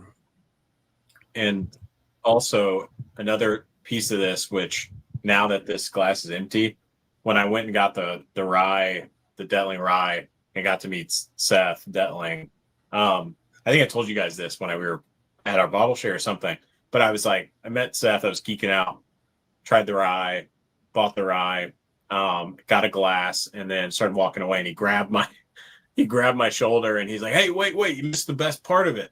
Stick your nose in the glass. That's the sign of a whiskey. That's the sign of a great whiskey. And so he like grabbed my shoulder, and I stuck my nose in the glass, and he wasn't wrong. Like that, it just, like, the glass smelled amazing. And that's what this does, man. I mean, so sign of a great whiskey maker here, Corbin Cash too. Yeah. The non-offensive empty glass, which is like the biggest difference between beer and whiskey. Right. You wake up in the morning and there's an empty beer glass. I drank that last night. So, but, no, I think you guys are going to love the lot of Corbin Cash that's coming. And then that sweet potato and that rye distillate coming in the fall is going to be great too. I do worry a little bit because there's going to be fast and furious stuff coming at you left and right, because we've got the Evernorth is not far off. Chattanooga's not far off. Pursuit's not far off. And then we've got, obviously the 4 Corbin Cashes and a few other little gems we got, coming your way. So no shortage of single barrels coming from 21090, which is going to be kind of fun. So we're excited for what's coming your way. But yeah, really good stuff. And where was LP? Yeah, I just hope you guys have some names. So I'll say this up front. I'm not going to give the name away, but the hazmat has already been named. Ooh. And it is literally the second, because Todd did come up with Diamond Dave's double barrel. So for Dave Vogelsong, which I thought was great. But this is only the second time I haven't come up with a name for the single barrel, because it was so good. I was like, I've got to steal that and use that. He's like, it's yours. So LP has named the upcoming hazmat, to be revealed soon, and it's a great name. It's killer. So he's on par with my level of loving the hair metal music. So we'll get you converted, Anthony and Brett. We'll get you going a little bit. I like hair metal. It's just, it's just part of the getting back to it. I didn't love it when I was younger, but now I like it. I mean, the deep cut aspect of every band that is impressive. I'm not there. I would love to get there one day. But my middle name, Brett Michael. Remember we talked about this. So yeah, we did talk about this, which is why I was so disappointed that I played Armageddon, which came to number 3 on the charts. That you should have known. No, that. I should have known. It's not a deep cut. Sorry. So it's okay. I was a little bit disappointed. I played the best part was I played the whole song. Right, I'm playing the beginning. I was like the riff. I was like, oh, they'll get that. And then Joe kicks in. He's like, you better come inside when you're ready. It's like, oh, they're definitely gonna know the voice. Nothing. It's like, no, well, they'll know the chorus. And are you getting it? I'm a getting. It's like, yeah, guys. And like, it just kind of was like, well, this group's not coming back to Chattanooga if we do a pick again. I thought you were, Andy. I thought you were gonna leave the distillery before the pick when they changed your Bon Jovi. Yeah, I almost up and left. Oh God. Yeah. That was someone. That wasn't Tim. That was someone in the back. They were just messing with me. I didn't like that. I didn't appreciate it at all. I feel like I saw some girl with a remote in the back kind of laughing as she was doing that. Yeah. That's all right. She probably didn't know what a DVD was. Do we only get music when Todd's around? Oh, well, geez. There we go. I can try now. I hope it doesn't sound muffled because that's the thing I'm worried about here. But let me see if I can get something in the background playing. Sax will do. Let me see. Nope. If you cut, Go ahead, Brett. if you cut us off, can you play it? Because I don't want to. Yeah. you can do that. I might have. I can. I'm perfectly fine with taking a back seat. It's been awesome. No, it's okay. That's a polite way to say you got to go to bed. You can go to bed. It's. Yeah, See, I have got. see what I mean about you being the nicest guy in whiskey too? Like, if you want me to just say, Andy, I'm done here, man. Thanks, but no thanks. I gotta go. Yeah, no, I may have to jump, but this was No, awesome. I'm probably gonna wrap it up around 11 anyway, so that's totally fine. So, but I appreciate you being there, Brett, very much. It was an absolute pleasure getting to know you. Yeah, it was a blast. We will do it again sometime. You're close, man. We can have a beer or pour sometime soon anyway. So I'm in DC most of the time. So yeah, that's cool. Thanks again, and it's gonna be an awesome bottle, everyone. So cheers. Nice to meet everyone. Cheers, brother. We appreciate it. Let's give you a clap too. Do we have claps? There we go. There you go. There to our friend Brett Nashville Mac. Thanks, brother. Appreciate you. Cheers. So, what a good dude. I should ask Anthony this to see if he has any knowledge. Favorite Whitesnake song, Anthony? He's like, I really wish Todd were here right now. Isn't Every Rose Has a Thorn a Whitesnake song? No, that's literally the only song I know. That's Poison. I'll go. I literally know Whitesnake songs. You know the song. Here I go again on my own. Oh, you yes, know that. Yes, you know that. That's that Whitesnake. That's Whitesnake. So, one of the problems of growing up in the 90s is, as opposed to modern times, is that we never got to see the name of the track that we were playing on the CD that we're doing. So, like, if you just had a bunch of CDs and you're just going through the different CDs and you were listening to hair metal, you actually had to do some work to figure out which song is which, unless if it came on VH1. Yeah, you're absolutely right. People can Shazam that stuff now and they pull it up, but you're right. If you put just Amazon, it just pops up on this display screen. Brett Michaels is offended. He just thought I was like, you may remember the video of Tawny Kitaen on the car, like, just being Tawny Kitaen. That's a little nerdy for you. My favorite Whitesnake song, cracking to ask you, is probably Still the Night. I just that was guitar vocals at their peak with Sykes, and then Vivian Campbell on the tour. He was on the album, he was on the tour. That was my time, man. I love that stuff. And Coverdale's got a killer voice. Sweet potato. Yep, it's coming, Frank. Sweet potato. You're gonna love the sweet potato. Anthony, what do you think about that sweet potato coming back? Oh, it's so good. It's like sweet potato pie in a glass. It's so, and like with the spiciness amped up, but I mean, it is. I'm just gonna say all your Corbin Cash picks. I'm like, man, I hope y'all are able to moderate the demand appropriately, because those are gonna go quick. I don't want a repeat of the hazmat.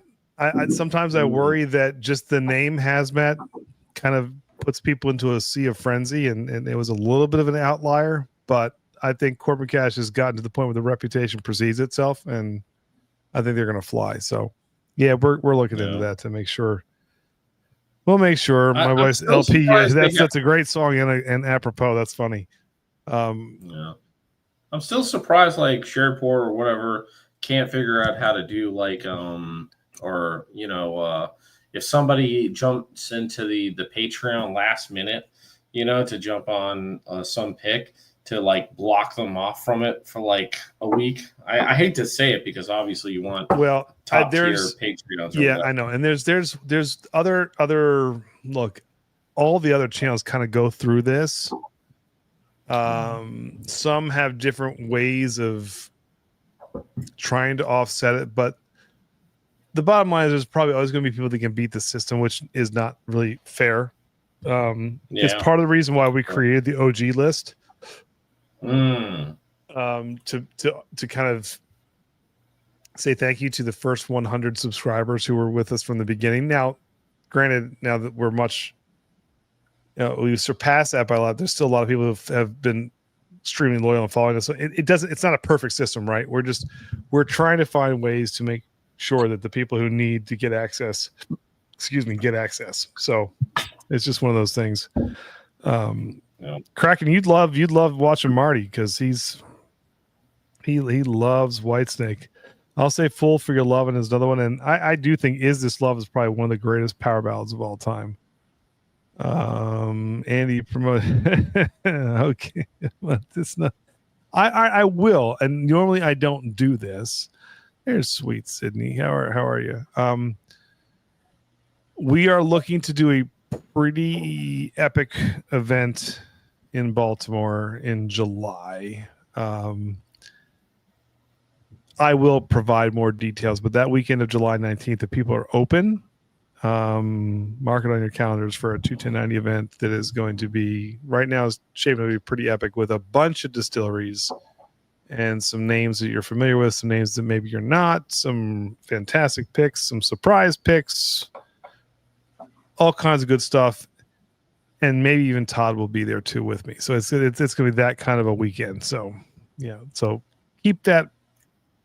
If you don't mind traveling, it's worth coming out for. Let's put it that way.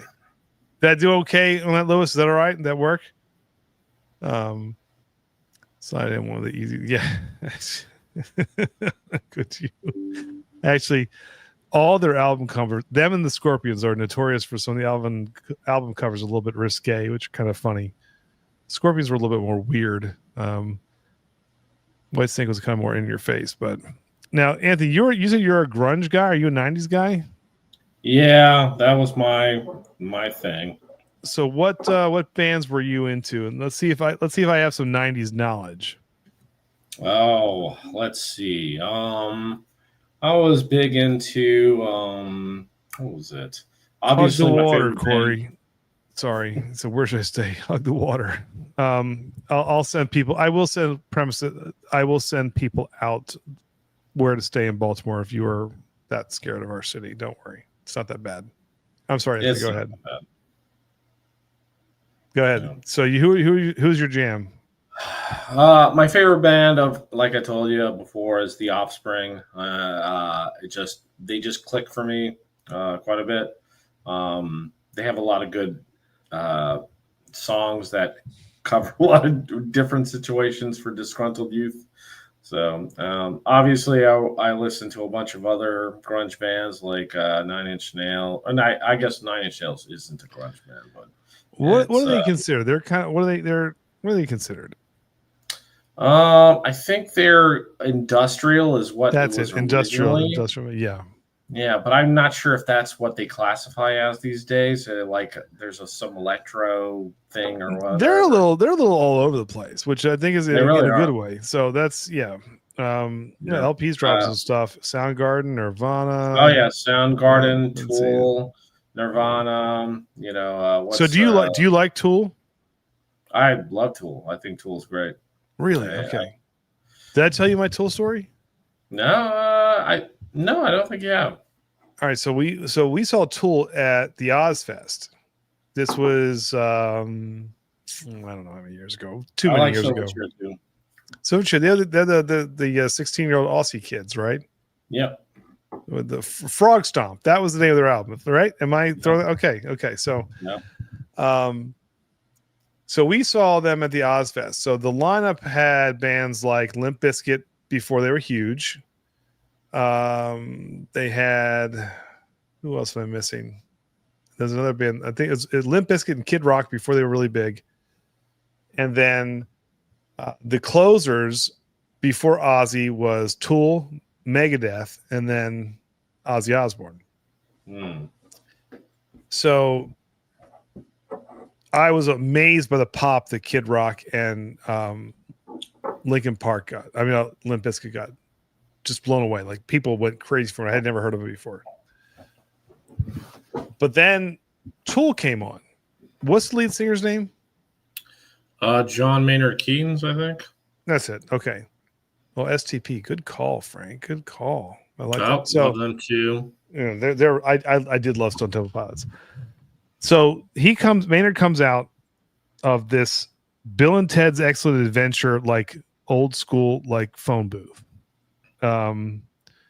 He is wearing a very skimpy blue lingerie piece as he comes out, showing too many of the twig and berries, which is very strange. And I was confused, like literally like confused, because I didn't know anything about Tool. And Todd and I are standing there, and the place is going nuts, but not in a way like rock way. It was almost like in a Grateful Dead way, because I just saw them as a sphere, like where they're just kind of swaying and they're doing their thing, and it's like they're just zoned in. I'm like, what in the hell is going on here? I was like, I was like, okay, it blew my mind. Like the people were just dying for them, and I felt like I was listening, and this is no disrespect to Tool fans, one really long song that just kept going and going and going and going. I was like, I just don't get it. I was like, I have to get a beer because I'm lost. So they go off stage. I wasn't loving it.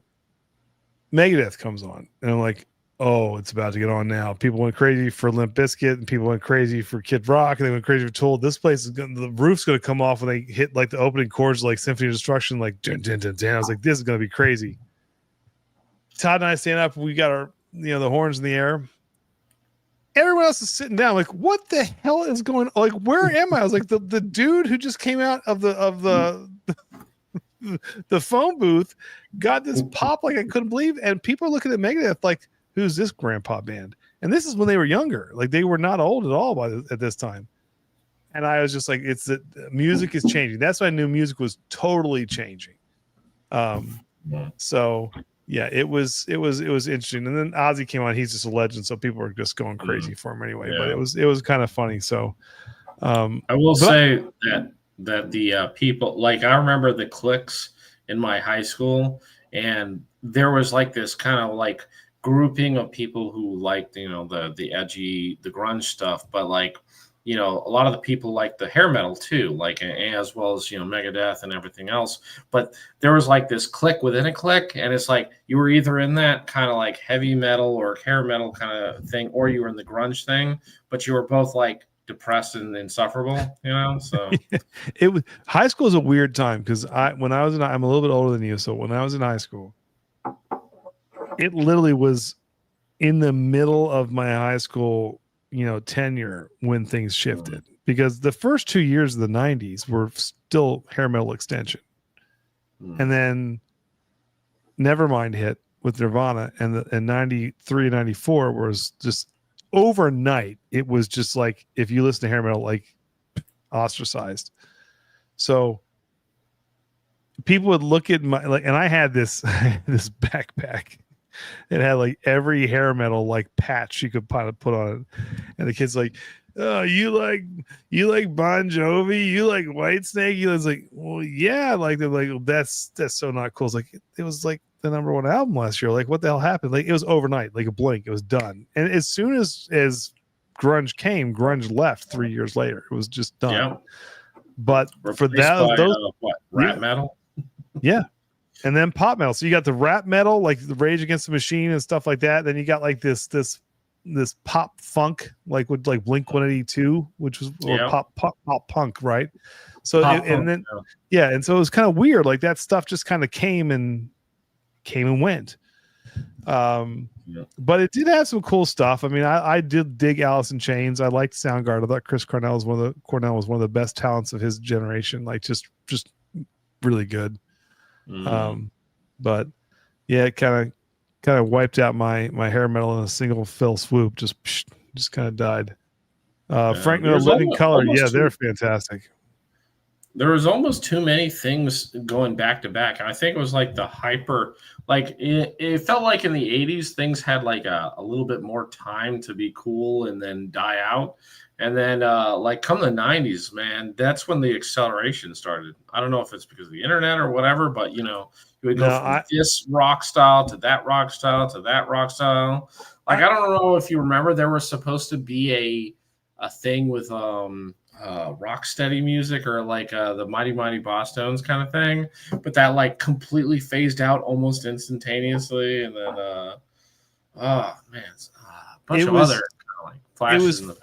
I think it was almost like the microbreweries thing. Like there was just so many that you got numb to it. I don't think it was ever that Nirvana was that good, and I still don't think they're that good. Like people throw stone at me all the time for like, oh, they were Nirvana. Nirvana wasn't great. Pearl Jam was talented. They were talented. I thought Soundgarden was talented. I thought even Mudhoney before them, who was kind of a up and coming like grunge. Nirvana just hit first. They're the first ones to hit on MTV, and they changed everything. And people were looking for something different. And so once something different became mainstream, because the whole idea of grunge was not to be mainstream. We're from Seattle. We don't want to be famous. We want to be underground forever. And then underground got mainstream. And I think it freaked a lot of those bands out. But it took over MTV. And that literally killed a genre of music that wasn't necessarily bad, but it was just too much. It was oversaturated. And that was it. It was done. Yeah, and I think that's actually the perfect way of saying it. Nirvana wasn't great, but they changed the world. They did. That one song, Smells Like Teen Spirit, literally changed rock in the trajectory forever. And put to rest a genre of music that was just an extension of the 70s and 60s, really. But then hair metal would come back, which is kind of funny. It would become never to its peak as it was again, but it would become in vogue again, where grunge just never came back. It just served its purpose for a couple of years and then was gone. And you're just, there's Pearl Jam was like one of the few bands left. There's hardly anything left. So it's kind of strange, but kind of fun. This is the stupid music crap I like. You're like, what the hell are you talking about? That's the stuff. So. Oh no, I eat this stuff up. And here's the real thing. The problem for me is like I love these conversations, but then it brings out into the late 2000s when I hate to say it, the popularity of rock died. Like it's still very popular, but if you look at the popular culture, they kind of moved towards country and in R&B and rap and that kind of stuff. You don't see as much rock music once the 2010s hit. No, it never became full-fledged mainstream again. You're right. Pop never died. In fact, it got even bigger with the onset of like the Taylor Swifts and stuff like that. And once auto-tune came about, man, let me tell you. Oh yeah. Now if you really want to get geeky, Cindy's right. Like rock is kind of dead in the US to an extent. Europe, especially the Scandinavian countries, it's still huge. And they have they have some killer bands out there. Like Heat and Norton and there's a bunch of bands out there that are really, really good. And there's a band called a horrible name, Temple Balls, that like would be huge here. Like there's all kinds of horrible name, but like these guys are great, but they're just not. They're never going to hit because they're playing overseas. Ghost is a great band too. They're very good. Telling me Jelly Roll isn't rock, but the thing is, country's evolved, but country is a weird genre of music that is incredibly loyal to its kind of its fathers, grandfathers, and great grandfathers, right? You can be a 12-year-old country music fan and appreciate the music of Garth Brooks and Randy Travis and even before that, George Strait and Conway Twitty and stuff like that. They appreciate just country music, whereas rock at the end of the 80s kind of died, where you had like that, the rock music of the 60s, 70s, 80s, it didn't extend. Nirvana started a different chapter, then it kind of finished. So it was kind of weird, but yeah, it is what it is. Ghost, Testament, Wet, Eclipse. Yeah, you got all these different ones that are, it's kind of, I want to do Cindy one night. I do want to do an entire episode with Todd dedicated to European rock and roll, because I'm introducing him to some of these songs. He's like, my God, it sounds like I stepped into 85. I was like, I know, but you know, there's some really good stuff they're doing. You know, if you want to drive like a new audience into your stream, like if you want to like completely go to Blue Ocean and just like bring some people in, look into Japanese heavy metal. Like that's one of the very unique niche markets. But if you're like into anime and that kind of stuff, it's all in like all the anime music and stuff. You can bring in a lot of new people who, you know, I don't know if you'll want them, but you know, it would be an interesting thing to explore. It would be fun. Oh, look who just landed. Look who's back in land living. Oh, Todd's here. I've just landed. He has landed. It's probably killing him. Yeah, they're great rock out there. If you love it, I'll do it one night. It'll be fun. Europe, they're from Sweden. Yes, they are. Actually, there's a real geeky story. Then I'll start to wrap down, but because it's 11 o'clock. But there's a band from Sweden also called Treat. Not the greatest rock band name in the world, but they are 10 times better than Europe. But when the Final Countdown came out, it completely crushed their trajectory to go mainstream in the United States. And now they're doing well over there, but it's kind of one of those things where, again, like Smells Like Teen Spirit, the right song hits and it changes everything for a band. So kind of funny how that works. In rock, we get stuck. I'm a rave system guy. Don't care about the new stuff. Is that to the maybe 70s rock? Yeah, maybe. I think there's variations of different genres of music under like a title, like an umbrella like rock, that can kind of change, because you can say, hey, grunge rock or pop rock or heavy metal or hair metal, whatever. But yeah, I think it's like that with every genre. And 70s would be no different, except disco died too. So see, there you go. Wow. We need Cindy on the show one night. She knows her stuff. That's pretty awesome. Todd landed, shut it down. Actually, that's not a bad idea. All right, we are at 11 o'clock. Once again, if you guys are interested, these are available now on our Patreon. This is what we did with Shared Pour, the Shared Pour collection with a bunch of other whiskey collaborators. We did an Ezra Brooks Full Proof. We have a bunch more coming, but these two were just dropped today. And we had the Rosé Cast Strength. I love this one just because I didn't love the first one, and I had no expectations going into this and absolutely fell in love with it. This is fantastic, by the way. Penelope Rosé is killer. Patreon members paid and free, so even some are free members. You guys can get your hands on that bottle, which I think will be a lot of fun. We, of course, talked about our single bear pick. There is this much left for Todd to have, so I'm probably going to drink that right now before I go to bed. And there's the actual bottle from Anthony. He's muling that back, but the Chattanooga it. That is coming your way, people, and I think you guys are going to love it. It's going to be fantastic. There's your tater sticker in the long line of that. Anthony, anything else you want to say before we say goodnight to the beautiful people out there? I just want to say I'm still super grateful for being invited on last minute to this pick. Very big thanks, or not thanks, but I hope Eric was the one who was supposed to come on. Mm-hmm. Who was it that was sick? Yeah, Eric, I think. Yeah, Eric. Yeah, I hope he's feeling a lot better now. I hope he's fully recovered. And I just want to say that I hope he gets to get on another pick in the future. I feel very grateful for being able to be on the pick. And I think the Patreons are going to be able to get a very nice, affordable craft whiskey that tastes delicious. So it's a whole new chapter in probably what they've experienced. I'm with you on that. And like I said, and he's now Anthony, the Pallet Peters. Just we have to give him the name because he's that good. And I told look before you came on, I told the whole story about hey, look, don't make eye contact for the first 30 seconds. Let him write down all his notes. So let him take it all in. Like he's got a system, but that system works. And if Anthony likes it, damn, it's going to be good. Yeah.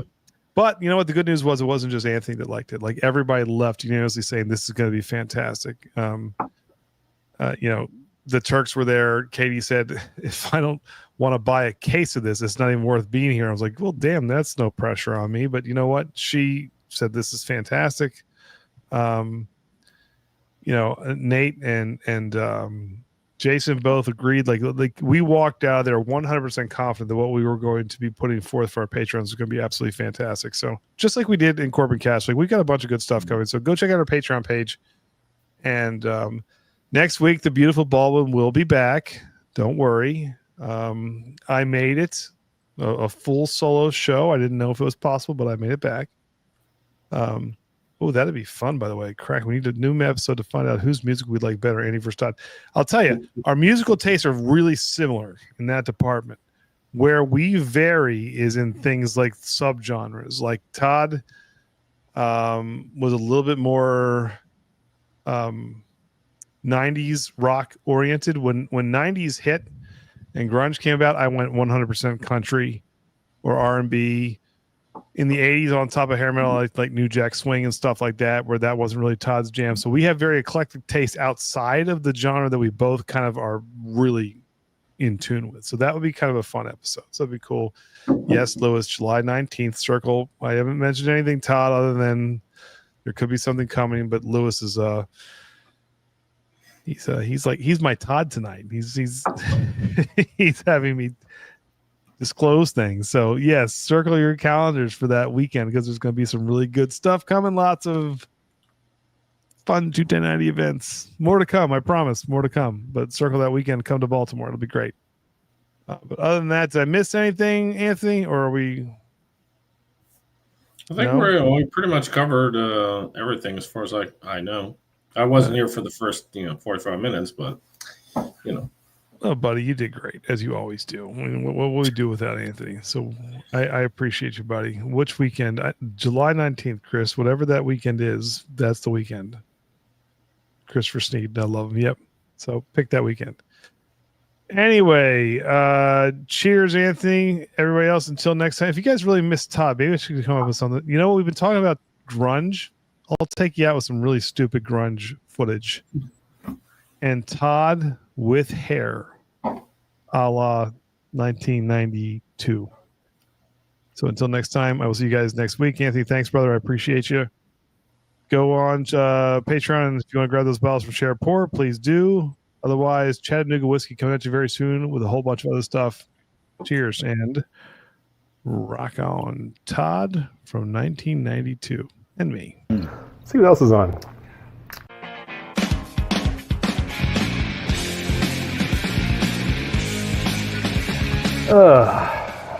I'm so sick of Seattle grunge music. Look at me in my flannel shirt.